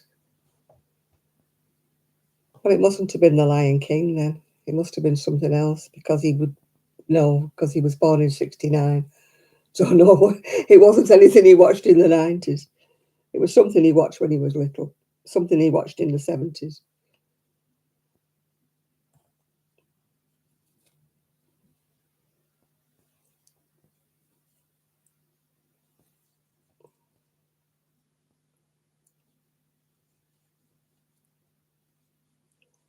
No, 30 years ago he would have been 25, so he wouldn't have been crying at the Lion King.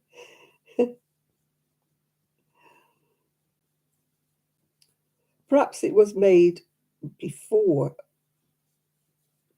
It might have been that, yeah. He'd only be little. He was only a tiny child. And we took him to the cinema to watch this. No, Bambi was the 80s, was it? No, I don't know. It would be something in the 70s because he was only a little. I don't know what it was, I can't remember.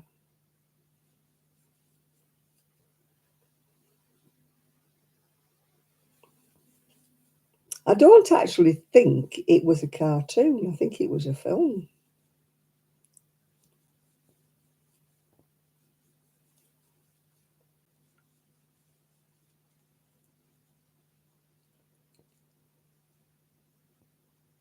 Mm. I never went to the cinema when I was little.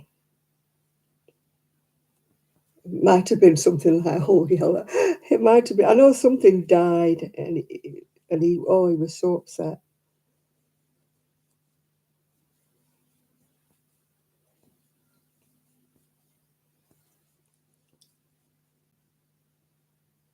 I only ever went to the cinema when I was little, when it was a Saturday. Um, the Saturday matinees when you were kids. And it used to be things like Norman Wisdom, or it'd be cowboy films. It would be Roy Rogers and Trigger and something like that. I can remember mostly it was like Norman Wisdom and things like that that I went to watch when I was little. The Saturday flicks where the kids go. Used to cost about sixpence back in the day. Oh dear. I never went to the cinema with my mum and dad. Yeah.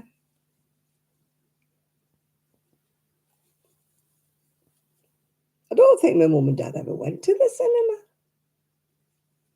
I can't remember ever going with them. Hiya, Val. I've eaten today, Val. Praying I don't have to sleep with a bucket anymore. I've moved the bucket. I've got my fingers crossed. I've lost £9 in a week, Val.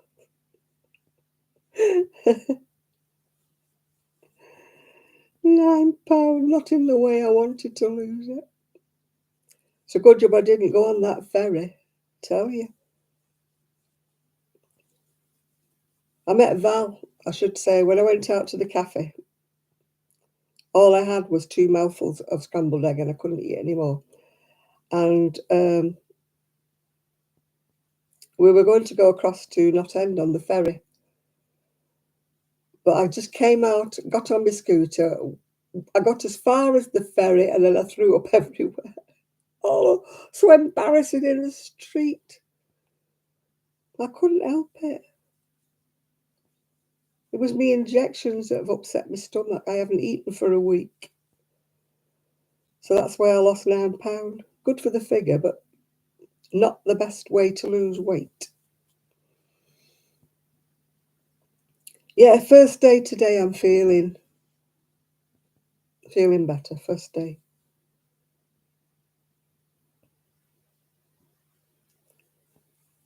Believe it or not, when my marriage was ending, I was anorexic.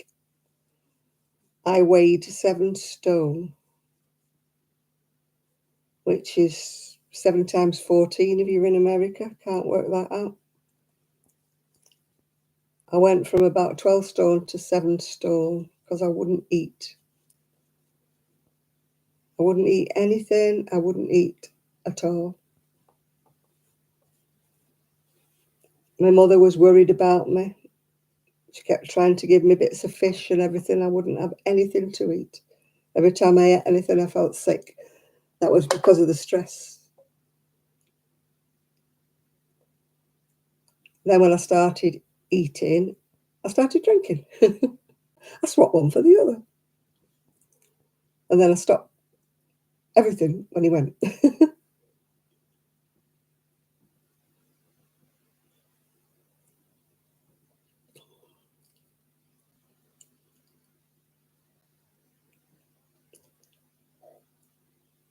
Yeah, I was as far through as a rat. Mm.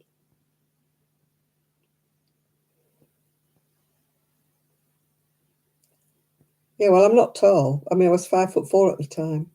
But oh my God, was I thin.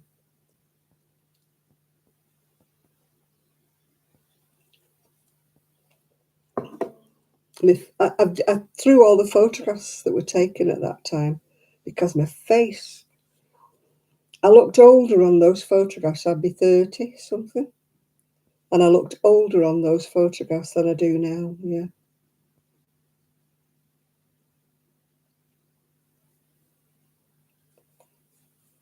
So I haven't got any of the photographs from that era at all. I got rid of them all. I just looked so ill. Everybody kept asking me, was I ill? Oh, you're lucky. Nothing normally keeps me, except these injections. I wish I was that, 15 stone. I am actually less than that now. I was 18 stone 6. If you look at my earlier videos, I look like a big fat mumta.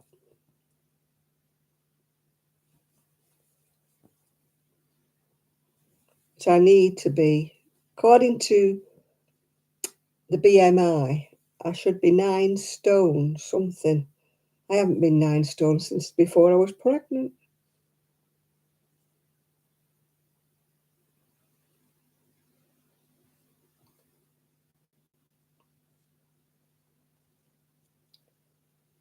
Well, when I didn't have the injections, my appetite was out of control, completely out of control, my appetite. And don't ask me why I wanted sweets and chocolate and biscuits and cake, all the things I shouldn't have had because I was diabetic. And yet when I went for my blood test, they said my levels were normal. How can you stuff your face with biscuits, cake, chocolate and sweets and then your blood sugars be normal? And yet when I'm trying to be good, they keep saying, oh, your blood sugars are out of control.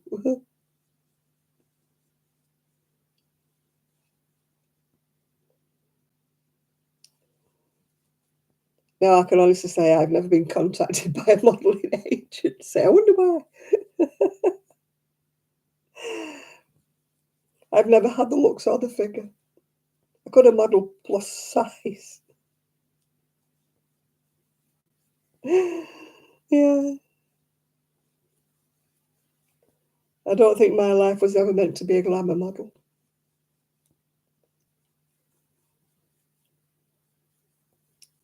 A hand model? No. Foot model? No.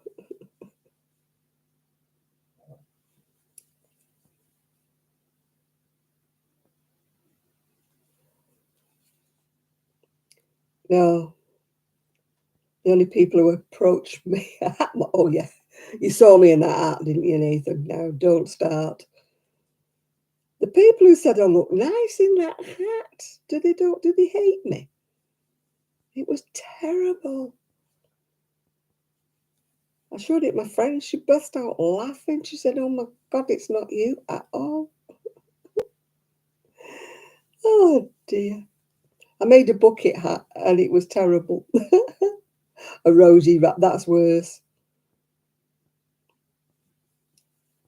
I tried that, like putting a rosy wrap thing on when I had the dark roots coming through before the disaster with my hair.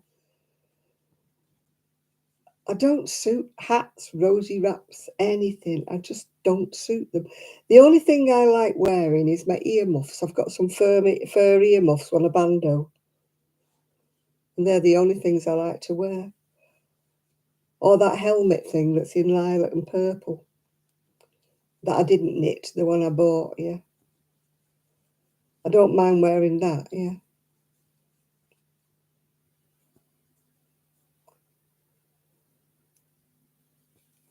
I've got a sun hat. It looks like a sou'wester. I bought it the other week. I've never had to wear it because it's never been sunny since. And a lady actually told me it was reversible, and she was right. So it's black on one side and beige, would you believe, on the other side. But I've never had to wear it. I mean, my scooter actually has a lid on top. It has a top on it, so the sun doesn't actually get. My sun hat looks like a sou'wester. It's just like goes all the way around. It's like, oh, excuse me, a larger version of a bucket hat. Oh dear, here we go. Oh, please, no.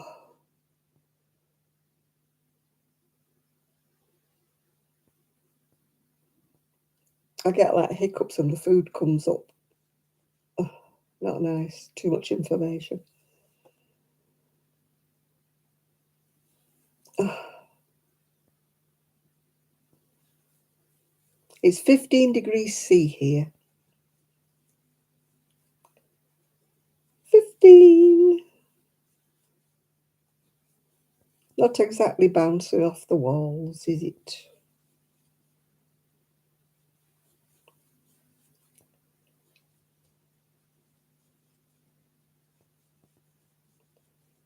I'm merrily crocheting away, not writing anything down, of course.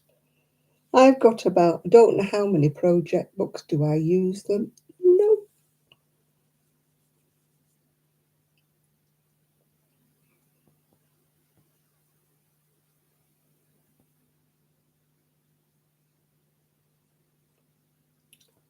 No, if I wanted any different coloured legs, I'd have to wear tights, I think. Or get some of that fake bronzer.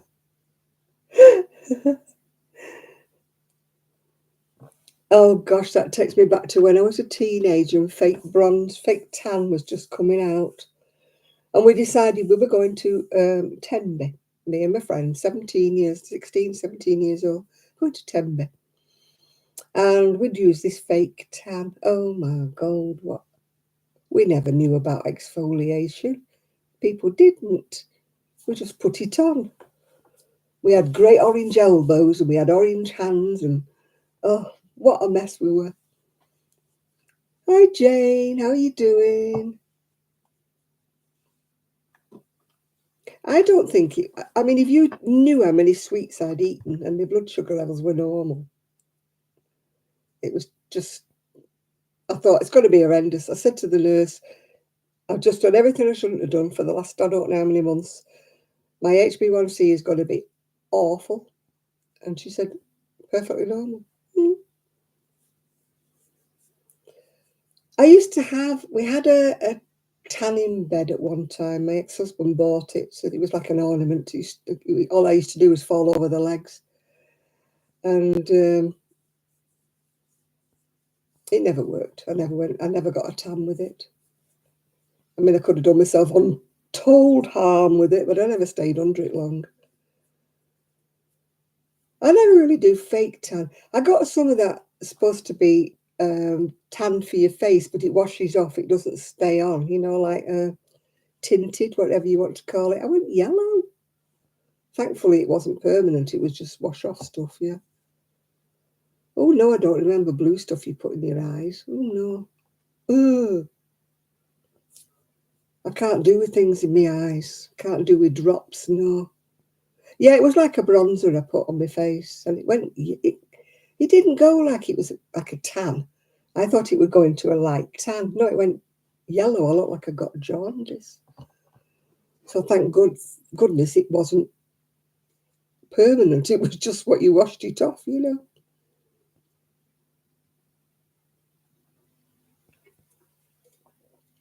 It didn't look too bad when I put it on. And then I was going down the seafront, and I've got 2 wing mirrors on my scooter. So I caught sight of myself in the wing mirror. I thought, my God, I look yellow. There's a tanning shop on our local precinct. We don't have any nice shops on our local precinct. We have a booze shop. We have a hairdresser's. We have a laundrette. We have a co-op. Or a sandwich shop that's only open till lunchtime. And a fake tan. So obviously, because we don't get any sunshine, they must be doing a roaring trade. They're open quite late at night. I don't wash my face, actually. No, I don't wash it at all. I use cold cream or baby lotion. The only soap that goes on my face is when it accidentally goes past when I'm washing my hair. What lotion do I put on my face? To cream my makeup off, I use cold cream, Pond's cold cream, or I use Johnson's baby lotion. But I use any kind of moisturising cream. I don't have a posh one or anything like that. In fact, I use udder cream that they use on cows. Oh dear.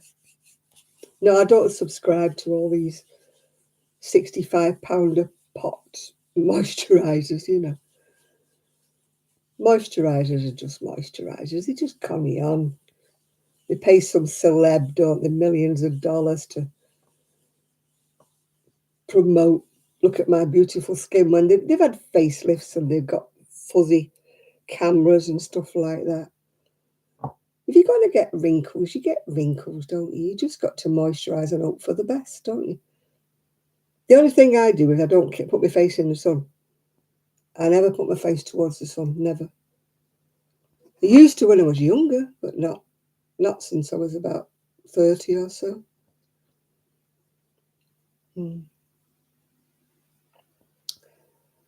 I think it's Clinique that gave me an eye irritation. Is it the one that's supposed to be safe for your eyes? I don't know. I bought some eyeshadow once. It cost me a bomb. I think it might have been Clinique. And oh, God, my eyes just blew up. Yeah. Oh, no, I don't bother with anti-aging stuff. It's just moisturiser. It's the same thing. All this PF doodah and whatever. Retinol something or other and that. Nah. It's all a load of bump, innit?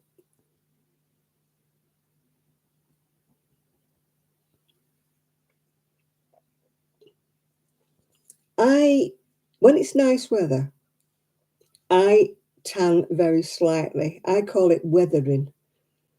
I don't lie in it, if you know what I mean. You just get weathered, don't you? You just get a light tan because you're walking about.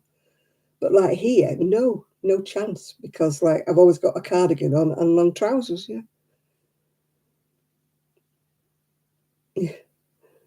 My eyes do that. I'm allergic to sunflowers and what else am I allergic to? Bees, wasps. But sunflower seeds and sunflowers is the worst one. My eyes puff up like bullfrogs. They go from, this is why I've got bags under the eyes, I think, because they go from there all the way to there. They just come out like bullfrogs. It's happened to me about 3 or 4 times in my life. I had a spider bite on my cheek. It was 2 prongs, and I was with my husband at the time, and I said, I've been bitten. I said, it looks like a spider bite. He said, don't be ridiculous. Don't be stupid. And my cheek was coming out, and I went to the chemist across the road from where I worked.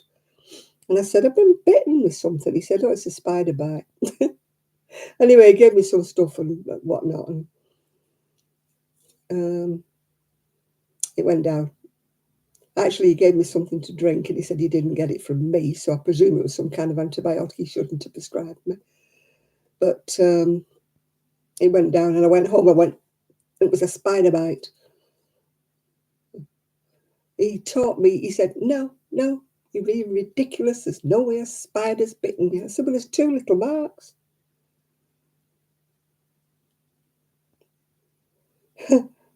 My son once worked for an agency and they sent him to cut lawns. He lasted about an hour and he came home, he couldn't breathe, his asthma was terrible, his eyes were puffed up. He's allergic to the grass. So that didn't last long, that job.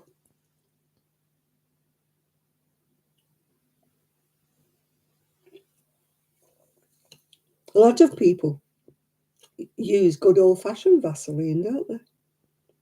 I find it a bit too greasy, actually, but yeah. Yeah, this did on my cheek, can you imagine? I look like I've been fighting Mike Tyson. It was just this there, on my cheek there. I got bitten by a horsefly once on my leg. Oh boy, that went as big as a saucer. It was angry, bright red and angry. Oh, and itch and sore. Oh, and that was a horsefly.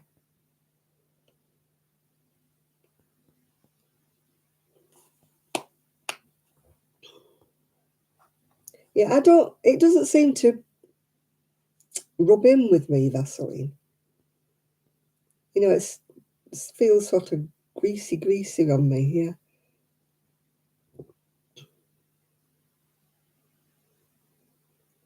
Oh, there's never any sun here to sit in. I did get one day, I got a bit of a tan last year. I was sat in the garden, and it all one shoulder. I'd forgotten to I put it on the front of it, but I didn't put it on the back of it, and I got burnt on the back of my arm there. Oh, I know them horseflies, they don't half bite. I knew it was a horsefly because I felt it bite me and fly away.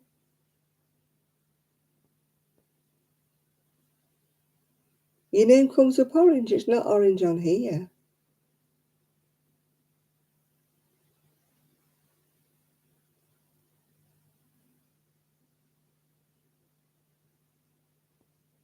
No, I don't know why you're orange, Seaside. You're not orange to us. Yeah. Yeah, if they get bitten, like we get bitten, poor beggars. I saw something, one of these hint things that they have. Oh, hi, Mimi. Hints that they put on Facebook at times. And they were talking about a mosquito bite, rub, the skin of a banana on it. If ever I get bitten by a mosquito, I will have to try it.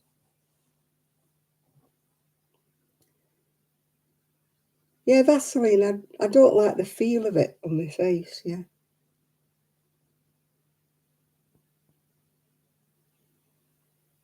Seaside is a username, so she tagged herself. Oh, maybe, I don't know, she's not orange on here, is she?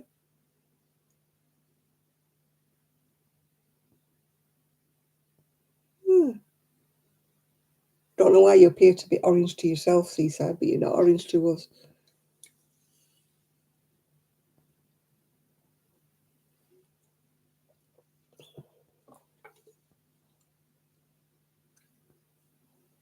Gold.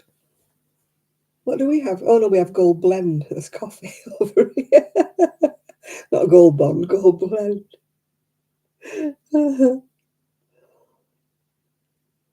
Hyaluronic acid lotion.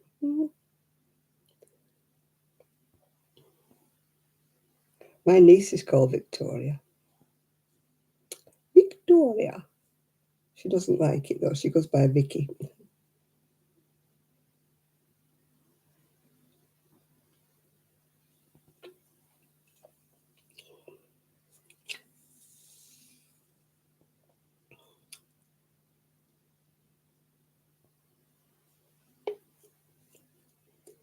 Now, if I had a girl, I wanted Hannah, but my husband didn't like it. And I wanted Joanna, 2 separate words, J-O, Joanna. He didn't like that. What else did I want? I can't think. He didn't like any of them. He didn't like the names I chose for the boy. I liked Christopher, but he didn't like it because of my surname. You know, Christopher Carruthers. He said it sounded like Christopher Columbus. Can't think of the other names I wanted.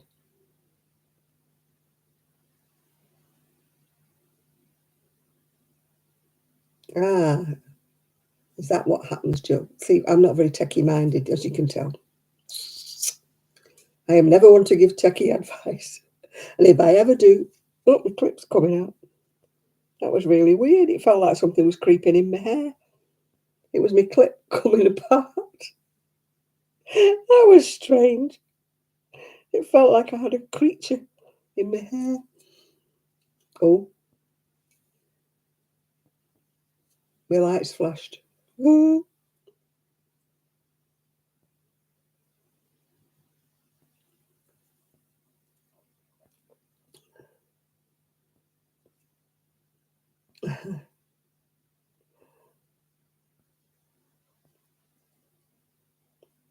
Moisture baby lotion. Oh, keeps healthy feet is good, yeah. I need to put some on. I've got a cracked heel. I need to put some of that on my heel. Don't ask me why I've got a cracked heel. I don't know, but I have. It's only a little crack, but it's sore.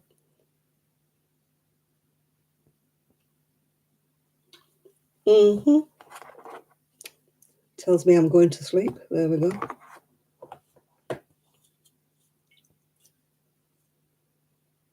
Yeah, somebody actually put a comment, a man, on one of my videos saying he liked my neck or something, and what would I do a video on my neck care? And I'm like, are you a weird one or what? I don't have neck care. You just whatever. I don't have a ritual of neck care.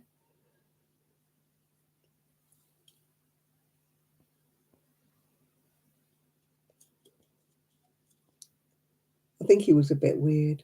Perhaps he had a fetish for necks. Perhaps he was a vampire. Wanted to bite it.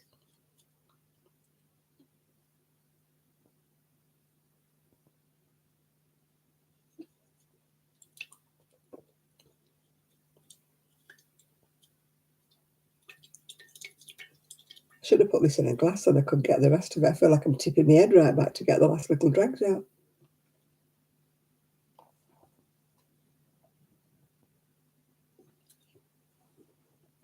Now I've got it.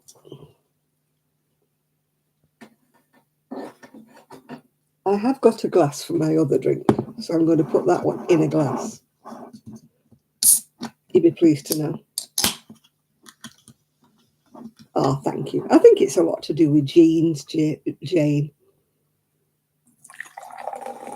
I think if you've got a good gene pool, I honestly don't think, unless you've got all the money in the world and you can have facelifts and facials and face care, and let's face it, who the heck's got the money to go for facials and stuff and dermablading and all that kind of carry on? You know, I've had a facial once. Oh, is it twice? Not bad for 78 years, is it twice you've had a facial? I think I've had a facial twice. I had one just before I got married. You know, I was trying to look my best for my wedding day, my eyebrows done and stuff like that. And then when I went to the spa, was it last year with my niece? Yeah, I know, big birthday. Woo! I won't be doing anything special. I doubt my family will have planned anything for me. But when I win the cruise, when I win the lottery, of course, tonight, I'll be going on my cruise next year. Chance to be a fine thing. Live in hope, die in despair, they say.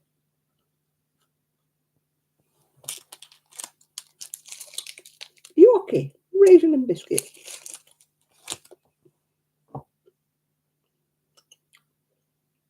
See, it's one of, if you're watching, Val, it's one of the 4 I bought the other week. I told you I bought 4 at a time. And you said I could only have 1 a week. Well, I've still got 3 left.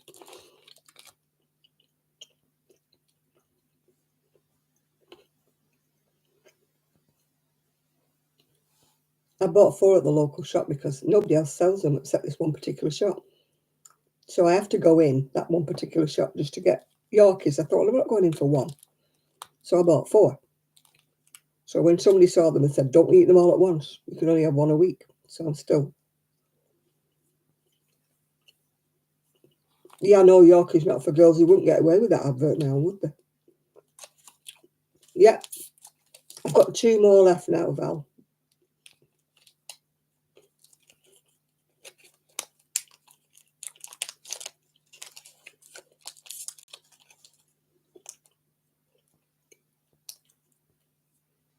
I buy them on a Wednesday I did. When I come to Knit Club. It's a shop round the corner, you know, from Knit Club that sells them. I don't like the biscuit and raisin ones. I don't buy the ordinary Yorkie.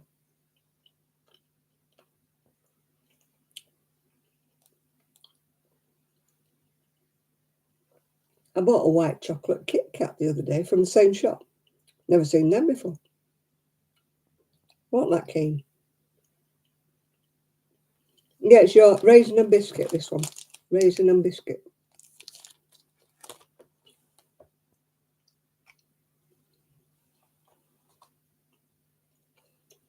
Not many raisins.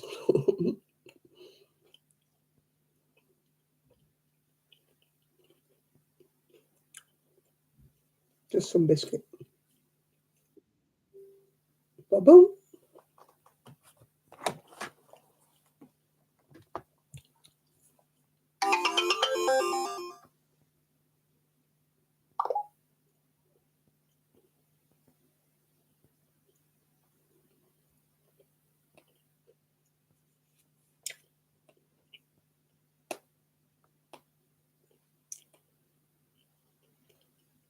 Ah, I thought it was a bracelet that you sent me, Nerdy. I realise what it is now.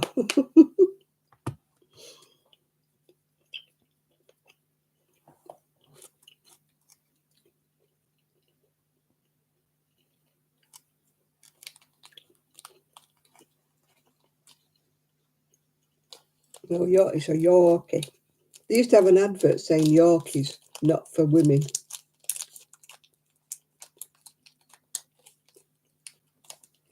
It was only for men truckers. They wouldn't be allowed to do that advert now, would they? All the women would be up in arms.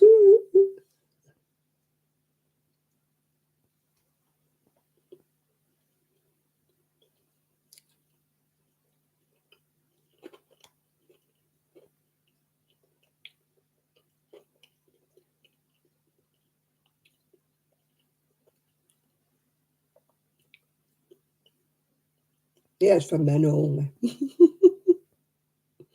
Not for girls. They couldn't do that now, could they?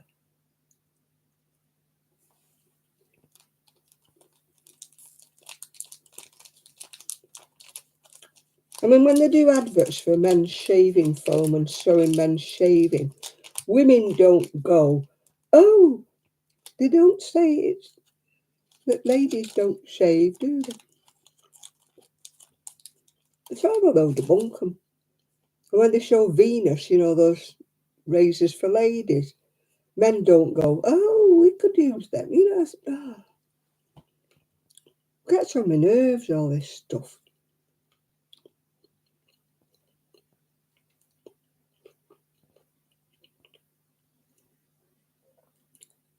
All this equal things and that. I'm sick to death of seeing adverts. But they don't make them realistic. They have a mixed couple. One's black, one's white. and the kids are not biracial. And I'm like, you know, excuse me, but that's not right.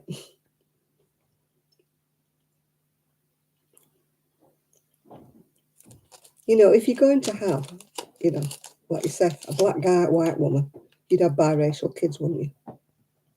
And yet they're not. And I'm like, that's not believable. Please just get it right. I used to always get accused of using my ex-husbands. Have you been using my razors? I said, no, I don't use your razors. I've got my own thing.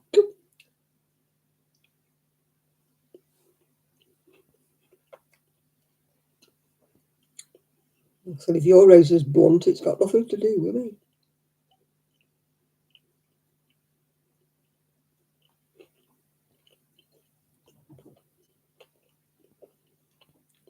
Nowadays, I don't need one. My body hair. The only place my hair grows now is on my chin.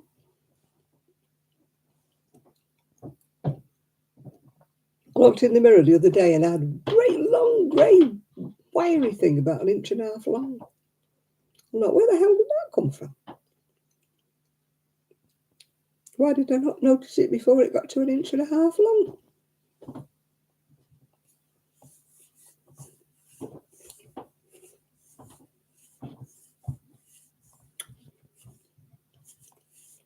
And then you start wondering, if it was so visible, why did none of my girlfriends tell me?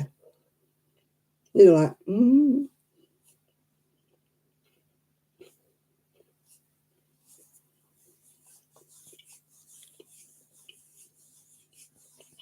Did they think I was growing it for a reason? I was going to curl it later.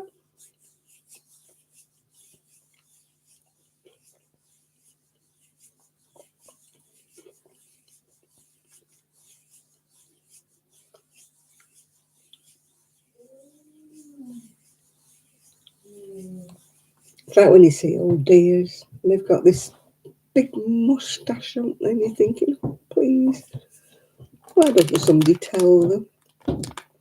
Yeah, they went home on Friday, Val. Peace reigned.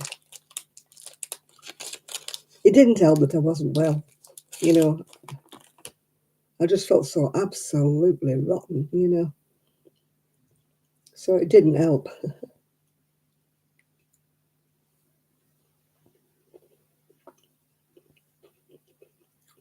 As long as he doesn't sit in it, he'd be all right.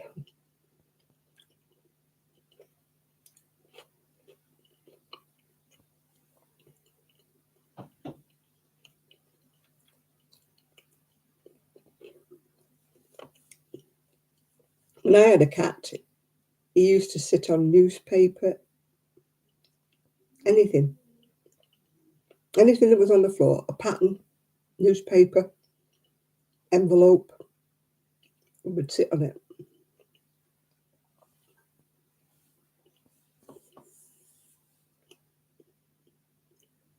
They love a box, don't they? Oh my God, give them a shopping bag.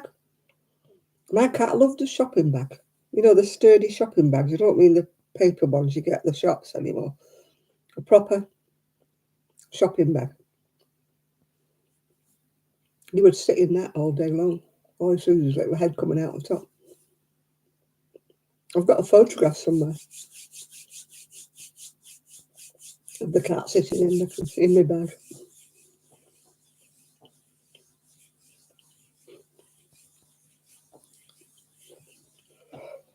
Oh dear. Stay down.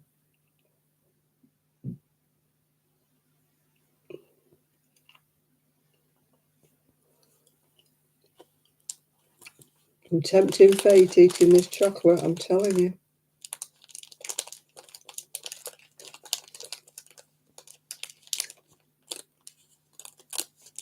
First chocolate in over a week.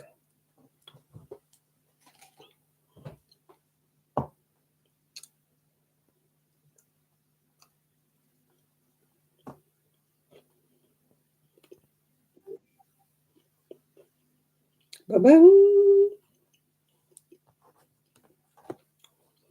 Christine sits on your phone. Oh, here we go again.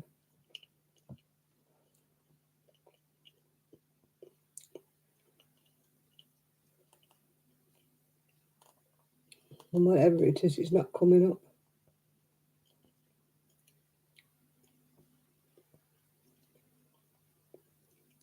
Oh, very pretty. Very pretty nerdy stitcher.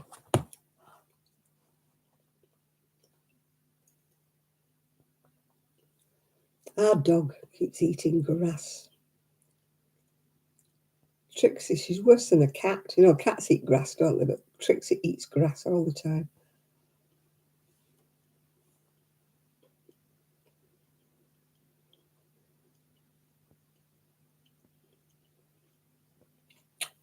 Christine is Jane's dog. Not a child.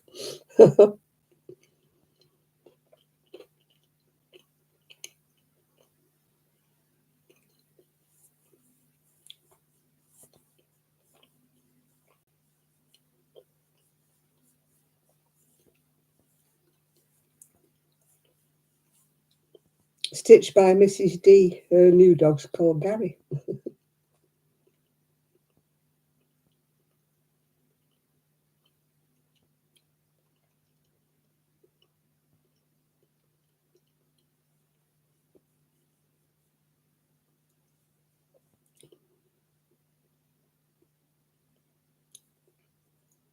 Oh, it's a good job you don't have a cat then, Shan. Shan has a load of spider plants and cactus and all sorts of stuff.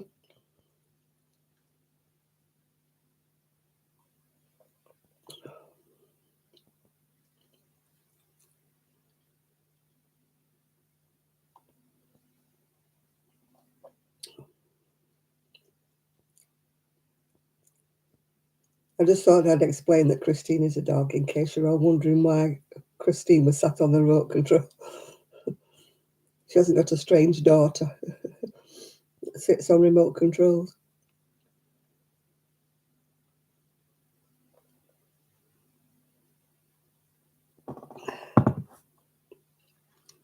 I've got all these books. I could write down what I'm doing, couldn't I?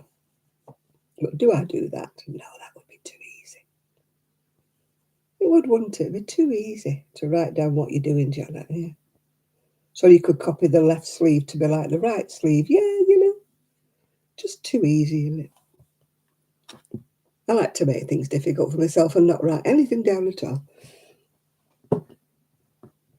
So when people say, what did you do? I'll go, no idea. No idea.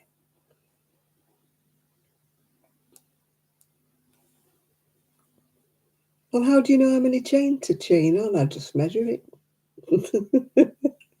According to which pattern stitch I'm using.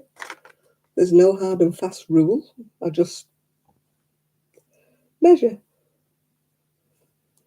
Dependent on which stitch I'm using. If I'm using a more open work stitch, then I do less chain. If I'm doing a close together stitch, I do more chain. If I'm using a smaller hook, I use more chain. I don't have a pattern as such. I wish I could find my pattern for my socks. I have one particular pattern that it's like a dream to do, and I don't know where I've put it. I've tried other sock patterns and I don't like them. I like everything about this one. I like the toe, I like the heel. It's only plain.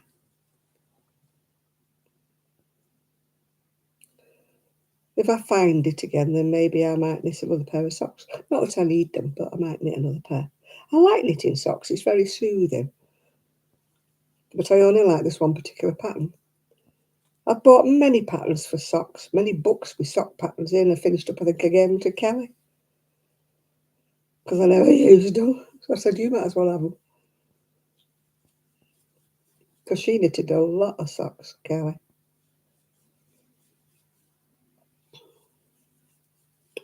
She used to dye her own yarn. I wonder if she still does. It's a knitted pattern. It's just a plain, what they call vanilla sock. Nothing fancy about it. But it's just one particular sock pattern. I've got loads of sock patterns, Val. And I just like the way it fits. Crochet socks, I can't get them. They're all right for bed socks, but they don't have any give in them. They just aren't, you know. I don't know what there is about them, but they just don't give. Knitted socks just stretch with you. But crochet ones, I've tried different stitches, I've tried different patterns with crocheting, but I don't know why they're just stiffer. They don't have the same flexibility as knitted ones do.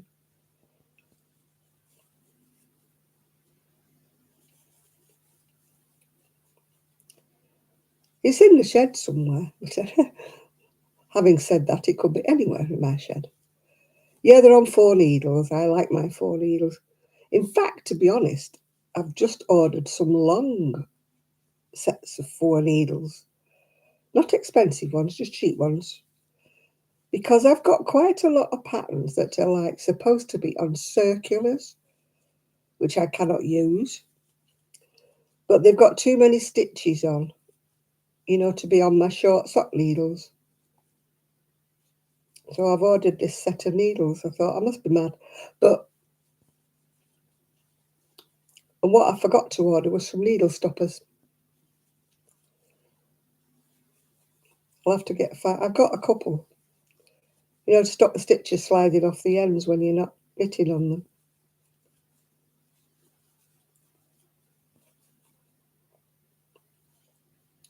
Yeah, I got a book of patterns, and when I come to look at them, I gave one book to Lindsay because I knew I'd never do any of them. But I've got another book. It's got a couple of things that need, I think they've got yokes that are done on circulars. You can split them later on. You don't have to do sleeves in the rounds. Yeah, I knit my socks on DPNs. I can't use circular needles at all. I cannot knit free at all.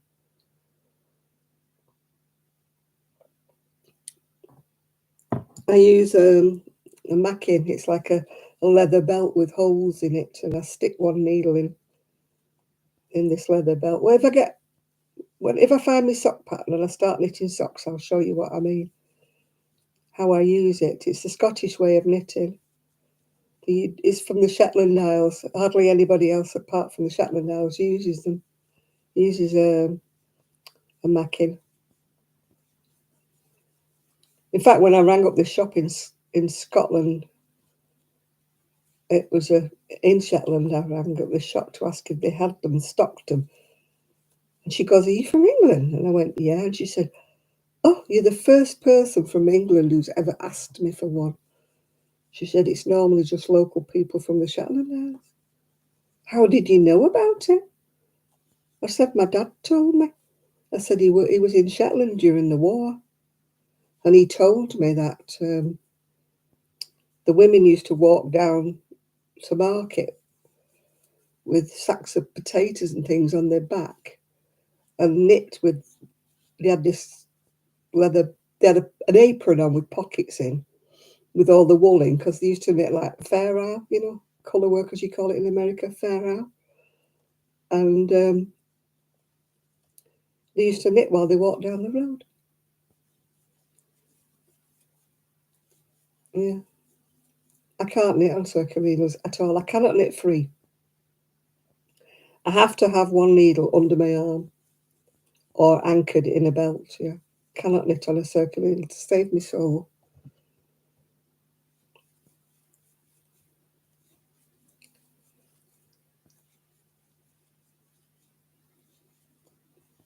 I've tried, tell me.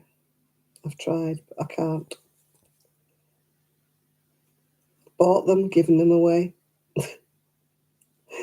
I thought, I'm determined, I'll knit on a circular. No, give them all away. They just stay there, like ornamental. It's the way I was taught. It's just the way I am. But what irritates me is every knitting pattern I like, it's top down and it's on a circular needle. The US seems to have a thing about circular needles. They don't knit on double pointed needles at all. That's why I love Sheila. Sheila knits on her double-pointed needle, or she knits on her, her ordinary straight needles. She doesn't knit anything hard. Well, she knits blankets on circular needles, but she doesn't go round and round.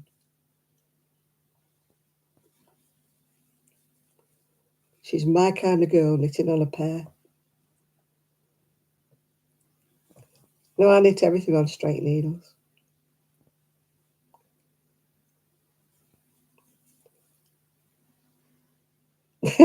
No, it doesn't. It sounds a bit strange, that. Well, we know what you meant.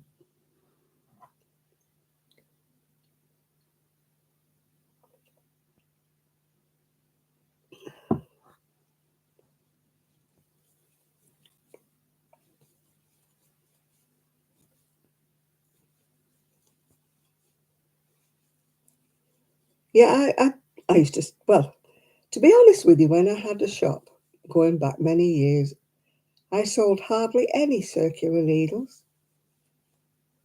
They just weren't popular at all. And they didn't actually do 9-inch ones back then. We sold loads of sets of 4s. I mean, nowadays it's sets of 5 usually, isn't it? But yeah, we sold loads and loads of sets of 4s and ordinary straight needles, but we never, hardly ever.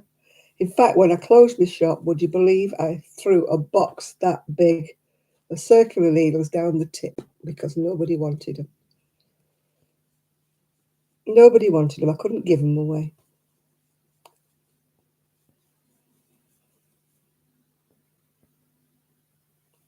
So it tickles me now that everybody paid a fortune for the darn things and I threw them all away. No, I couldn't give them anybody. I even offered them to a lady who had a shop and she said, no, thank you, I can't sell them.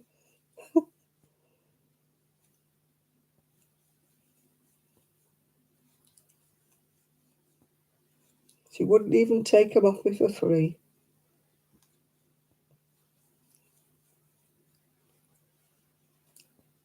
Circular needles, I can't stand them.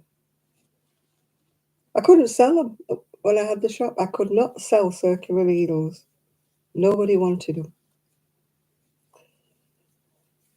It's only modern. It's only become popular in the last few years. Don't forget, it's about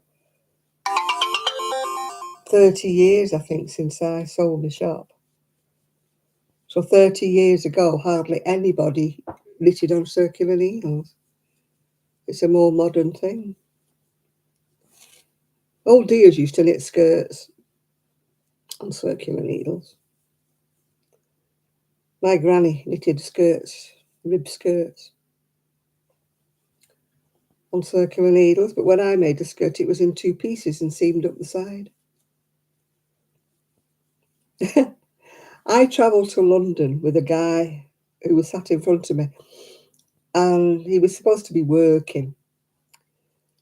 And I was crocheting all the way to London, and he sat and said, this is the best journey I've had on a train. He said, I'm going down for an interview. He said, I'm watching you crochet. He said, you just soothed all my nerves. He said, I feel so relaxed watching you. He said, thank you so much for sitting opposite me. And I thought, oh, how nice. Yeah. Oh, that used to drive my husband up the pole. Clickety-clack, clickety-clack. He said, go in the other room. Can't stand it. Click, click, click, click, click. Do you have to make so much noise? Man, he never liked anything I did, so. You're rocking the sofa.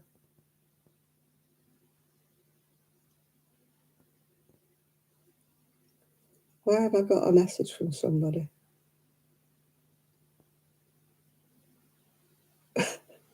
Somebody who's in Texas saying, rain, please go away.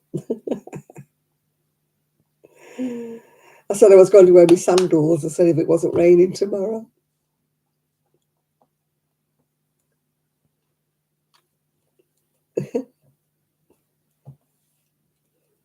Oh, I used to snore, I believe. I never heard myself, obviously. But now I've got my CPAP machine, I don't snore.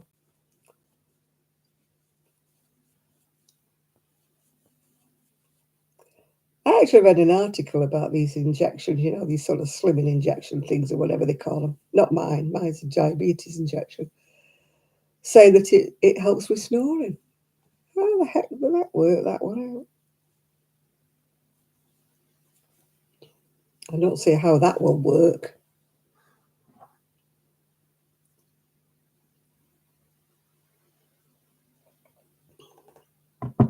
I can see how it might work with obesity because it makes you throw up. Yeah. But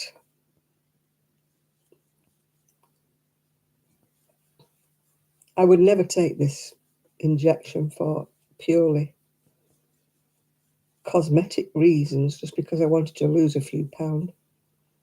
I take it to keep my blood sugar down. Otherwise, I wouldn't take it. The side effects I've had this week is enough to make man a beast. Oh, I thought I would never eat again. And even now, my stomach's complaining because I've eaten some tea today. It's like a funny feeling at the pit of my stomach, as though, you know, you're going to throw up at any minute, Janet. I might be getting the bucket out again before I go to bed tonight. It's a great icebreaker. It probably is, Val. That's probably what it is, yeah. It's a great icebreaker if you sit anywhere knitting or crocheting, somebody always comes to speak to you. May they always wrongly identify crochet. Hardly anyone comes up and says, "What are you crocheting?" They always come up and say, "What are you knitting?" Or, "Are you making a scarf?" Or, "Are you making a blanket?" Why does everybody got this thing about making blankets? There's other things in the world to make besides a blanket.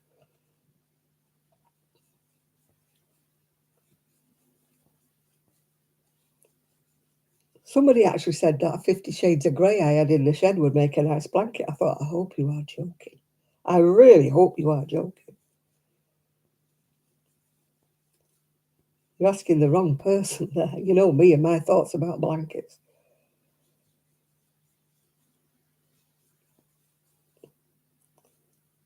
Well, if you'd have seen my video, Nerdy Stitcher, every box I opened, I hadn't opened them since I got here, which is 3.5 years ago. And every box I opened had grey cotton in it. Why on earth I bought so much grey cotton, I do not know.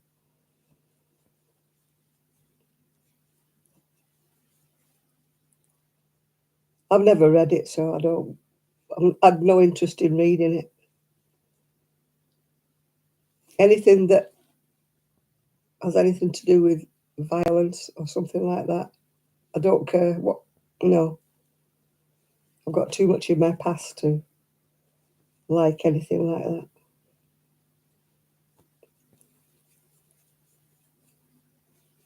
Blankets, yeah, one blanket is useful. One blanket. You do not need 14 blankets in different colours. I'm sorry, but you don't. I cannot understand why people always say, if I say something about, to make a nice blanket, I'm like, no, it wouldn't make a nice blanket.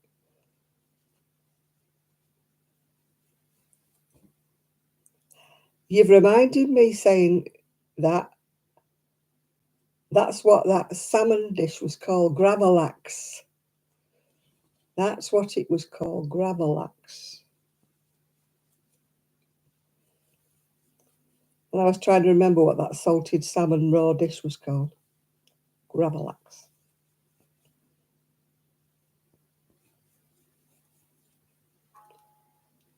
I don't know what gravola is.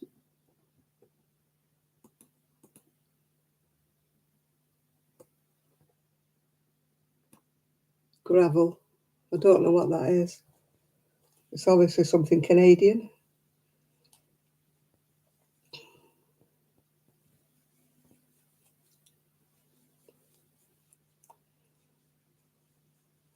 Yeah, it's nearly Cinderella time. Another half hour, Nathan, and I'll be going to my beddy bows.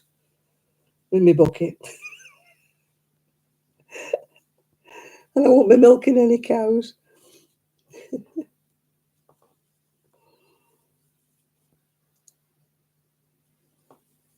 I've half done my skirt, Val.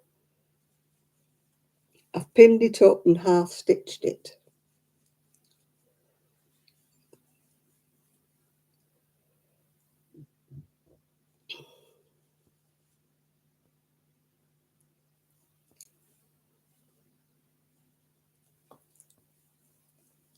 Oh, God, grey.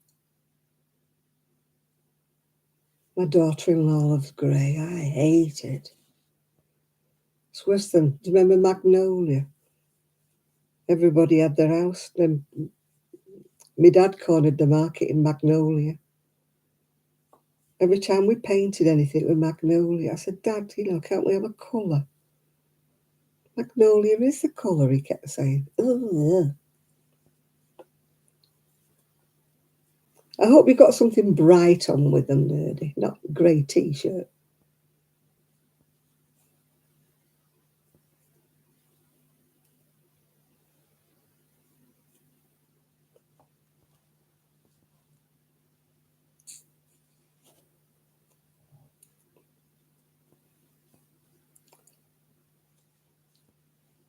But grey house furnishing is, oh, that's better. Grey walls. We've got a grey kitchen. It is so depressing.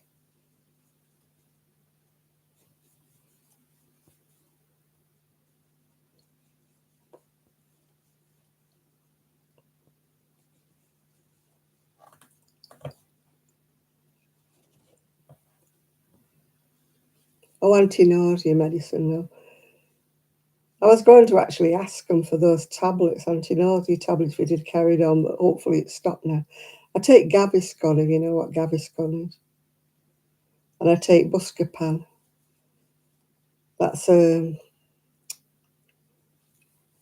tablet for irritable bowel, IBS.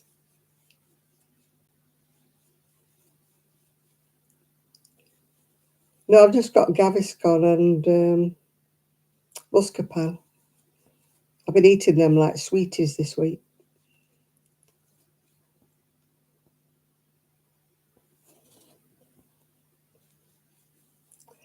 Pale grey pants are all right. School grey pants, no.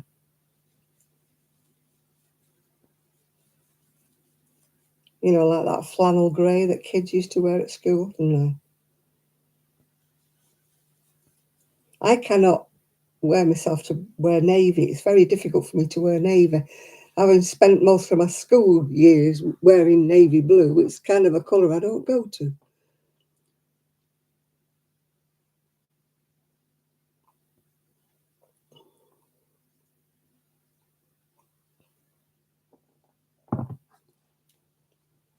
I've not got my summer trousers out at all this year. I wear flowered trousers usually in the summer, but it's been that cold I've not bothered getting them out of the bag. I think they're packed underneath the bed. Shawls I love. Baby blankets I will do. Blankets for the bed, one is enough. You do not need any more. You do not need one in every colour. When I was watching that Amor, she went in this shop and they had all these blankets for sale. And they were so ridiculously cheap. And I thought, yeah, that's the thing. You see, nobody values a blanket. Nobody does.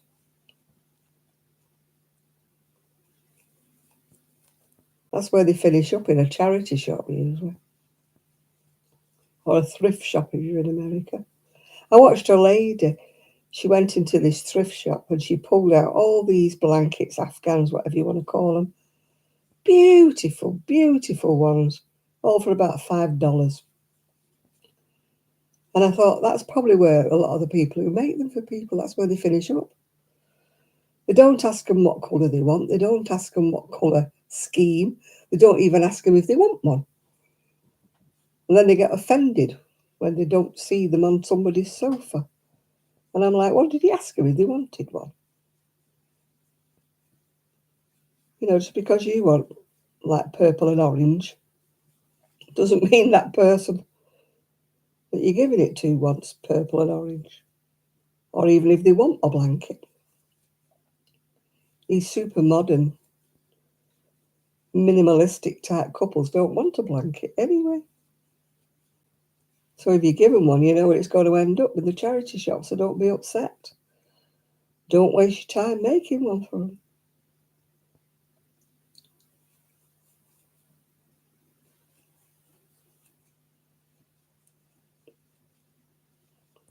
That's why I would never make one. I don't like making them anyway. They bore me to death. Trundling away across a road for miles and miles and miles. That would just drive me potty. Ugh.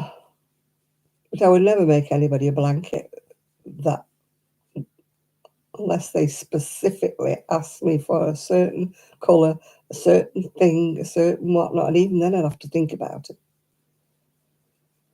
Somebody sent me a message on one of my YouTube videos saying, do I make blankets? My friend said, no. I said, I won't do one. She said, I will, but the price will have to be right. I said, no, they won't pay. Needless to say, they never got back to me. I said that, my friend will make you one, but the price will be right. Everybody wants a bloody freebie, don't they?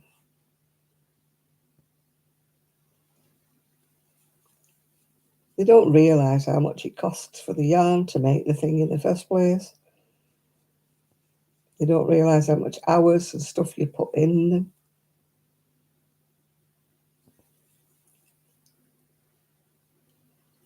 They want it for thank you very much, don't they?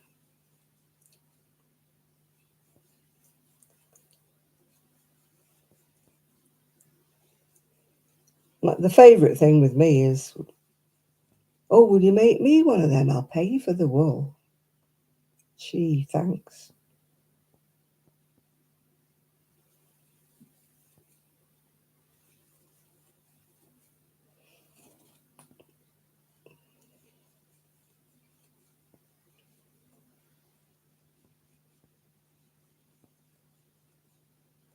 You know, it's like me saying to them, I've got a pile of ironing, will you do that for me for free?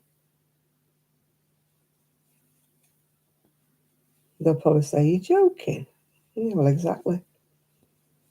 You wouldn't want to work for me, would you, by doing a pile of ironing for me? And yet you want me to make you a sweater for free? Nah. That's because I get moaned at if they can't see the flipping flowers, Val. As soon as I turn it down so you can see me crocheting, you can't see my flowers, and then I get whinged at. Because they say, we can't see your flowers flashing. So you can't have it both ways. You can see me crocheting, or you can see my flowers flashing. Because I am not doing any flashing.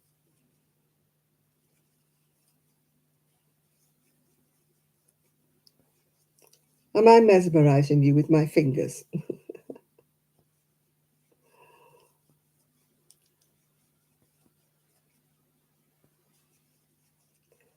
Well, you see, the ones who moan about me the ones who moan about me flowers will be moaning now.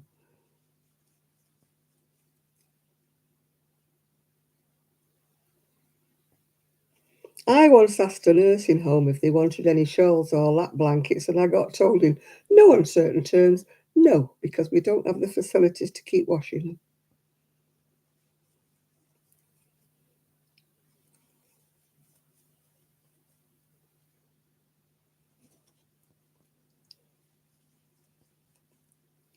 So you can't do wrong for doing right. And if you make things for babies or whatever for nursing homes, not nursing homes, maternity homes, oh, they don't want this, they don't want that, they don't want this wool, they don't want that wool, they don't want this stitch, they don't want that stitch. I might have, Val, I don't know. But I'm not going anywhere Wednesday night, am I? Because we're not going Wednesday night. And you'll be on your jolly ollies.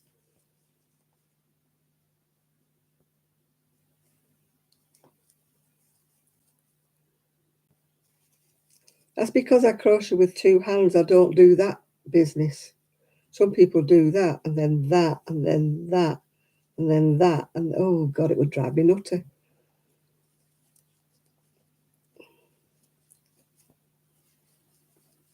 I use two hands, yeah. The twiddle muffs, yeah, there was a lady at the library used to make the twiddle muffs for ladies with dementia.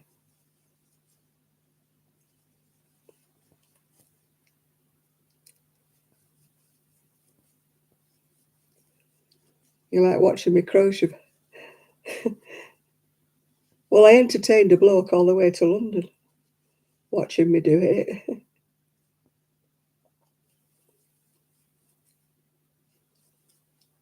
He said, "You don't seem to watch what you're doing." I said, "Oh, I do."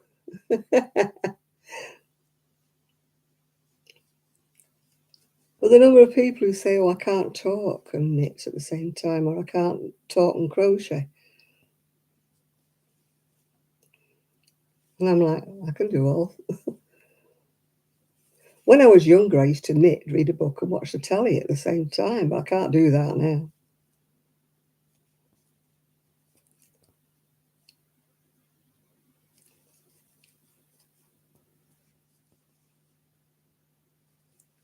Flipping the bird. Yeah, with my fingers stuck out, yeah.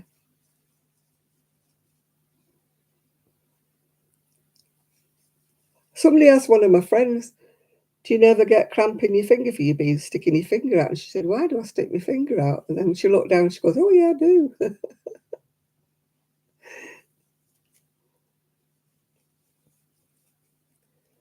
Oh, the fire's not been lit for a while, thankfully.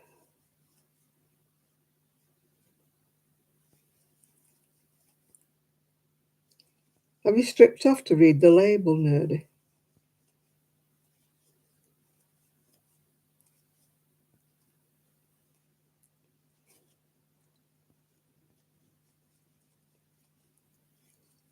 I keep saying I want to perfect how to do Tunisian.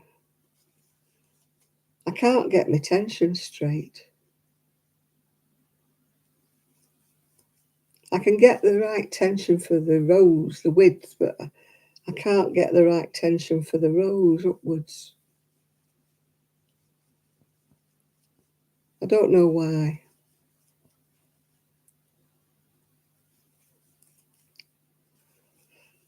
Maybe it's practice, I don't know.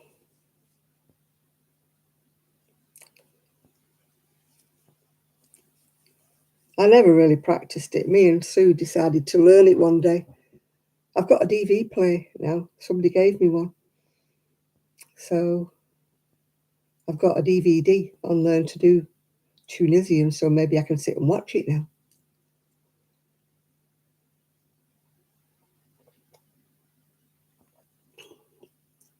I've not been able to watch it since my tower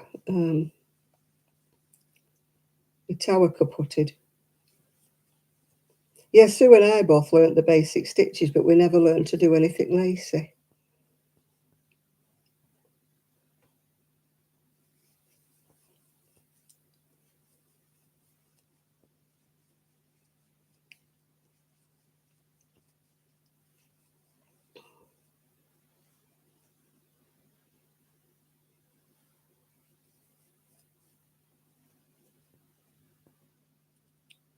Sammy walks in and he moans. Oh, tell him to shut up. Tell him his Auntie Janet in the UK says, "Shut up and stop moaning, Sammy."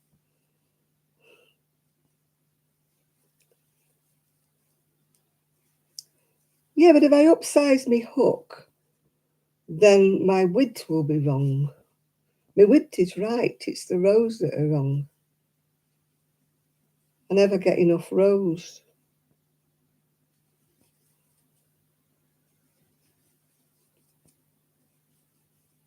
I've got quite a few books I bought on Tunisia. So I've got all the right equipment, and I've got the Denise hook. I bought myself a set of Denise ones, and they're quite expensive, actually.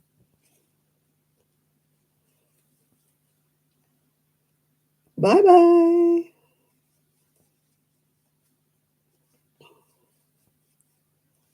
So I've never got the hang. I can do the plain, is it simple stitch or whatever? Or basic stitch, whatever it's called, yeah. No, when I left work, I got rid of all mine. I gave them to the homeless, the battered women's refuge centre. I gave all my office clothes to them because apparently they needed them if anybody was going for an interview. You know, to look professional, blouses. And I don't wear blouses, you know, the button-up blouses type of thing, office blouses. Don't wear them. A few things I don't wear. I don't wear T-shirts. I wear little vest top things underneath something, but I don't wear a T-shirt. I wear a long-sleeved, round neck kind of T-shirt thing, but I don't wear T-shirts with slogans on them or anything like that. And I don't wear what I call office-type blouses, formal blouses. I don't wear them. I had my fill of them when I was at work. You know, having to look professional and businesslike. Not me. Bright colours frowned upon. Anything floral, frowned upon.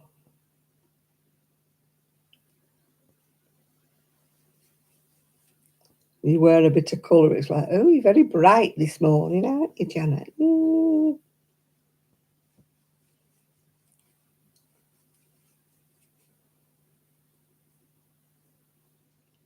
I'm like, yes, I am very. Oh, God, yeah. Definitely, that's what they wanted you to wear. I had so many jackets and trousers. Trouser suits, skirt suits. I don't own any sweatpants, and I don't own any T-shirts. It's just the way I am, Esther. I'm never criticising anybody else who dresses differently to me. We've all got our preferences. My preference is dresses or trousers and a sweater. But I don't own sweatpants at all. I haven't got any.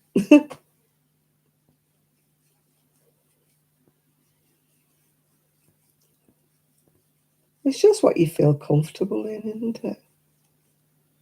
And I feel comfortable being more dressed up. Don't ask me why. If I can put something pretty on in the day, start my day off with something nice, it makes me feel better. We're all different, aren't we? I went out the other day without my necklace and I'm like, oh my God, I'm undressed. Oh, the shapeless things. It's all right if you're a sweet young thing, Nathan. But I'd look a bit of a duck at my age in a long T-shirt dress.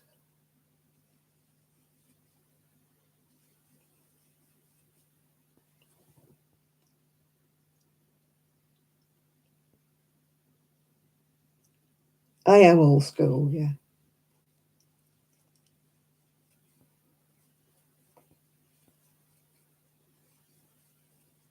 I'm like Iris Apfel. Nothing makes you look older than trying to dress young.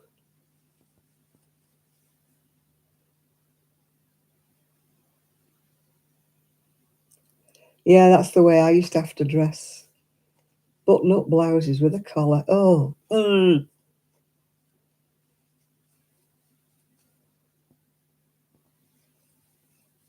No, there isn't. I mean, 50-year-old women dressing like they're 20 years old.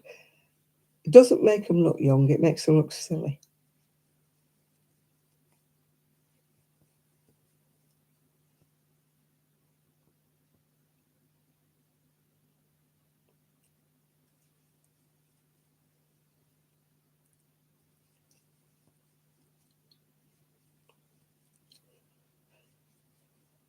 But I don't like these videos, you know, what not to wear when you're over 50. And I'm like, oh, get lost.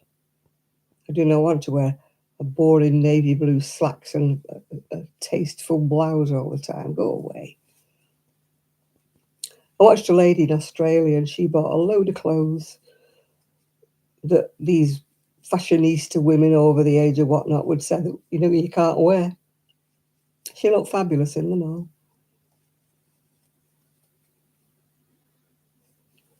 You know, like ladies over 50 shouldn't wear flowery things and stuff and bold patterns. Give over. Just wear what you want.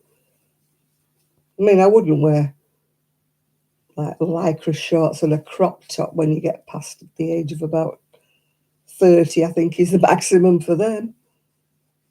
After that, you look a bit ridiculous, but unless you go to the gym, of course.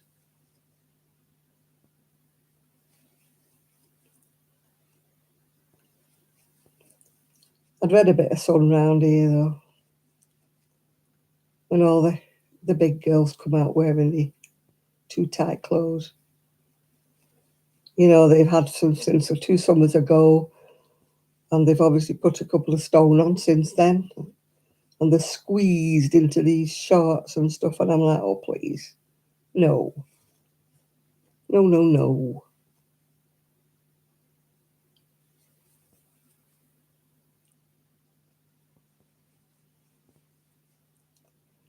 Yes, I know, do whatever you want, but please do it within reason.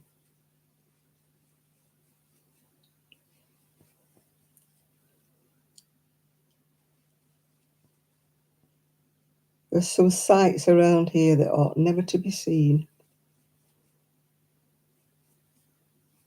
in the light of day.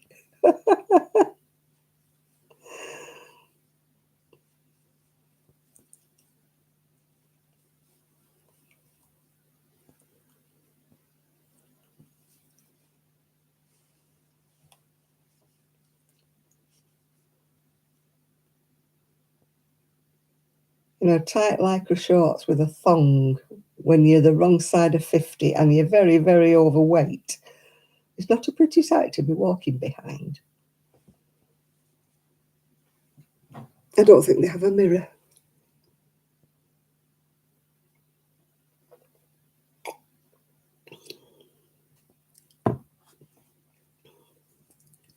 Oh, I followed behind a girl with a pair of them on the other day. And what was worse was she had a black thong underneath. I'm like, no, dear, no.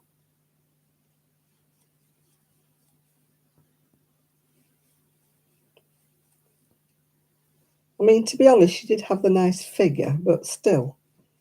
Nude leggings and a black thong. Mm-hmm.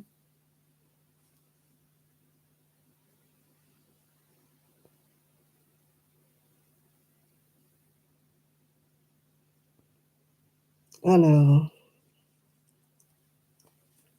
But it's the way they sashay along as if they're looking $1 million, you know. Look at me, don't I look gorgeous? And I'm like, no, you don't. You look horrendous, dear.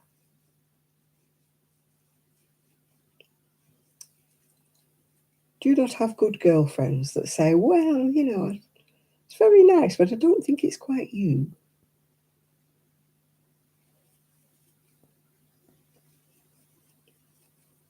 Or I don't quite think that colour suits you.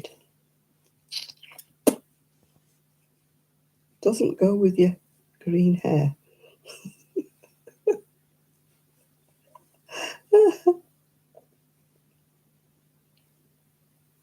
I wear my leggings underneath. I wear them like underwear. They're never on view. Gosh, a 78-year-old backside in a pair of leggings. Tell me no.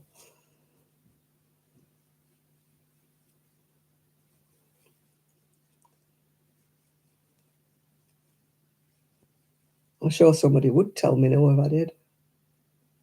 If my friends really liked me, they would tell me no. You need never have any worries about that.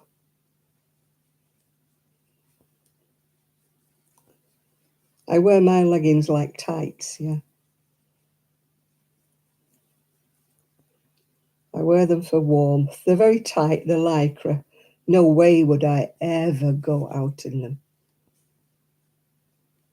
They're never on view, unless my skirt blows up.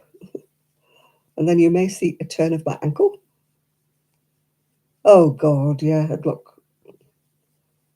I'll be on one of them Walmart adverts, you know, the ones you see. I have more shame than that, Nathan, to wear them. Oh, I can't stand them. Especially when they go transparent because they're too tight and you can see the underwear underneath you. She was with her mum and dad and her baby. The thong lady. I thought, well, at least if you were going to wear them, you could have worn a neutral thong or a white thong or something, but not a black one. Why do I keep getting messages?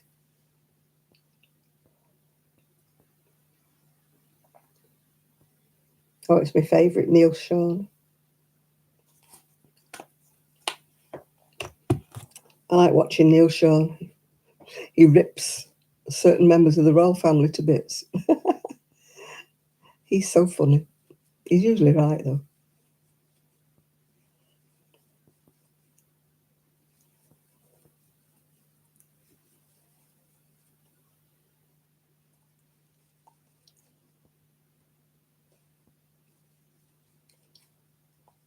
Well, I've done that much of my sleeve.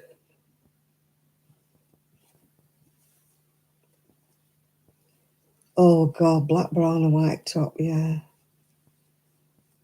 I don't like showing my bra straps, my bra even with this on. I keep pulling it across because I think it looks tacky showing your underwear.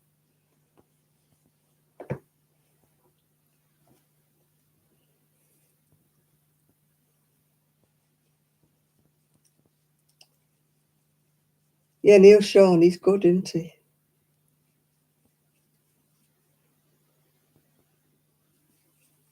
He doesn't just do the royal family, he does old film stars and everything like that. Well, I love the way he rips into the ex-royals.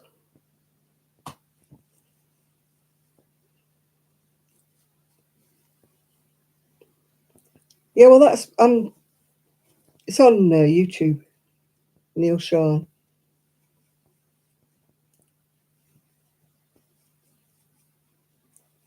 Neil Sean from the heart of London. Yeah, he does mostly the ex-royals most of the time, but he does other things as well, like, you know, kind of people, you know, like the old film stars and stuff. It's a scandal that he's heard from Mickey Rooney and things like that.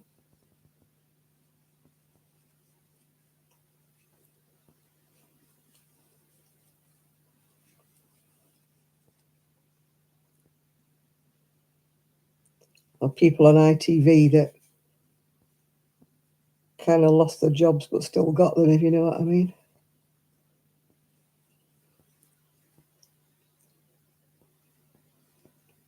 And Channel 4, who he says nobody watches.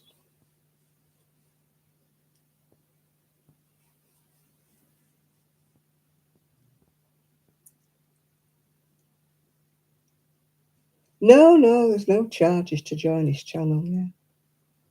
Yeah, I like Neil Sean.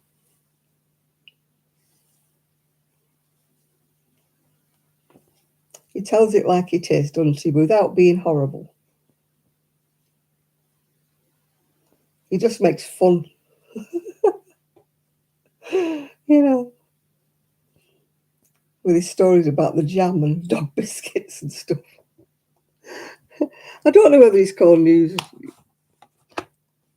Let's see what it's called. Yeah, Neil Sean's Daily News Headlines, yeah.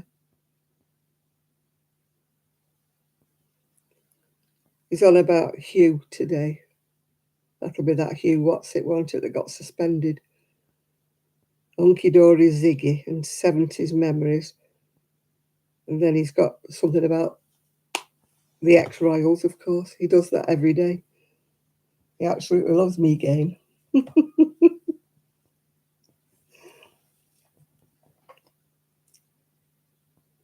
Yeah, he stands outside doing all sorts, yeah. Yeah, the former cable star who never saw Hollywood, yeah. Or the B-list. No, the D-lister he calls it, doesn't he?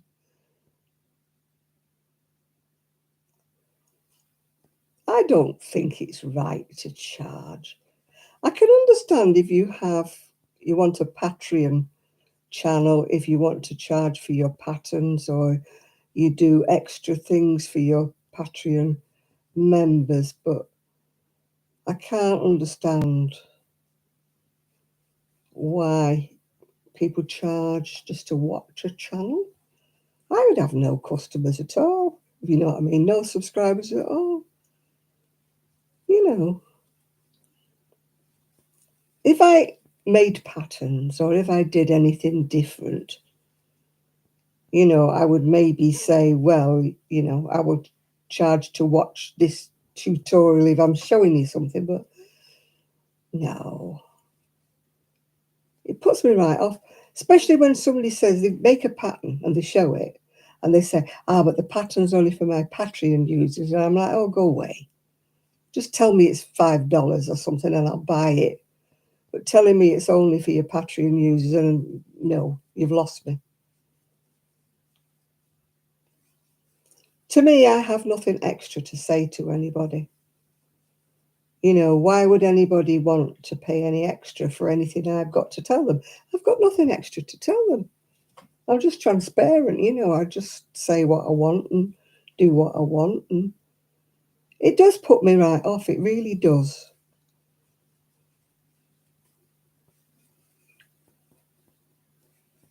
You can be a something or other. What do you get? I don't want to pay $10 a month to somebody, do a heck. You know, no. I'm sorry, but, you know, we're all in the boat together. We've all got no money. We're all struggling. We're all watching pennies, aren't we, and scrimping to make the bills and that. You know, we don't have $10 to spare to this grocery, $10 to spend to that one. No. It's like that on TikTok. You have to pay to go on TikTok.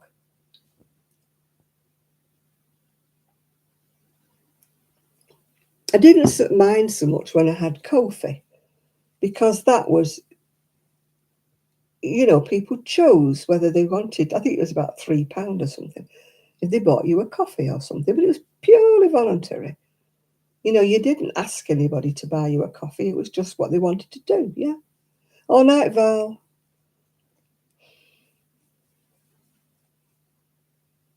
Oh, give over. Exclusive videos. What would I have to do? What would I put on an exclusive video? Nathan, you know me through and through. You've known me for years. What would I put on an exclusive video on a sub-only chat? Special emojis. Oh, give over. Do you think I'd have any subscribers left if I started saying to people, it's going to cost you £3.99 to come on my Saturday Night Live? Yeah. There'd be a rush, wouldn't there, of people leaving. No, I don't believe it. I don't believe in it. I want people to follow me because they want to follow me. I don't want people to follow me because I've bought them or somebody's told them to follow me. Or, you know, I'll follow you if you follow me, that sort of stuff. I want genuine followers, people who follow me because they like what I do, they perhaps like what I say, they like watching me. That's the only subscribers that I want. I don't want to charge them anything. I know I say I'd like more money from YouTube, but that's from YouTube, not from my subscribers, if you know what I mean. Although it would be nice if you all watched my videos, even with the sound down. Just watch them on a loop.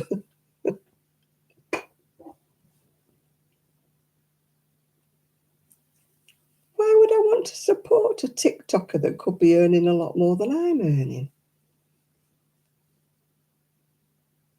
Yeah, that's what I mean, Seaside. You know, you don't mind anything like that. No, I might put it on, Nathan. I might put it on. But it's not in a begging sort of way. It's just that one or two of my good subscribers, my good friends have said, you know, that they wouldn't mind once in a while, you know, buying me a coffee, which is nice of them. But it's not something I would say, please buy me a coffee. Please buy me a coffee. I think you're coming back just as I'm going off because it's past the witching hour. It's time I was in my beddy bowl with my bucket, yeah.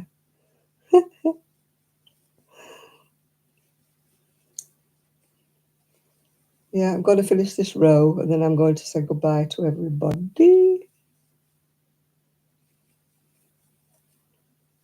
I'll go and see what Neil Sean's got to say for the night while I'm getting ready for my bed.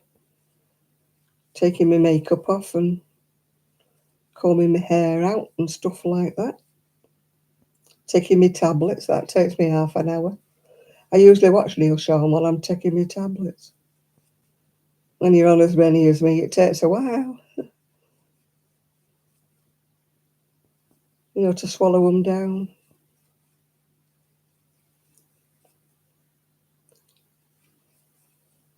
I have to take them all out of the packets and do that with them.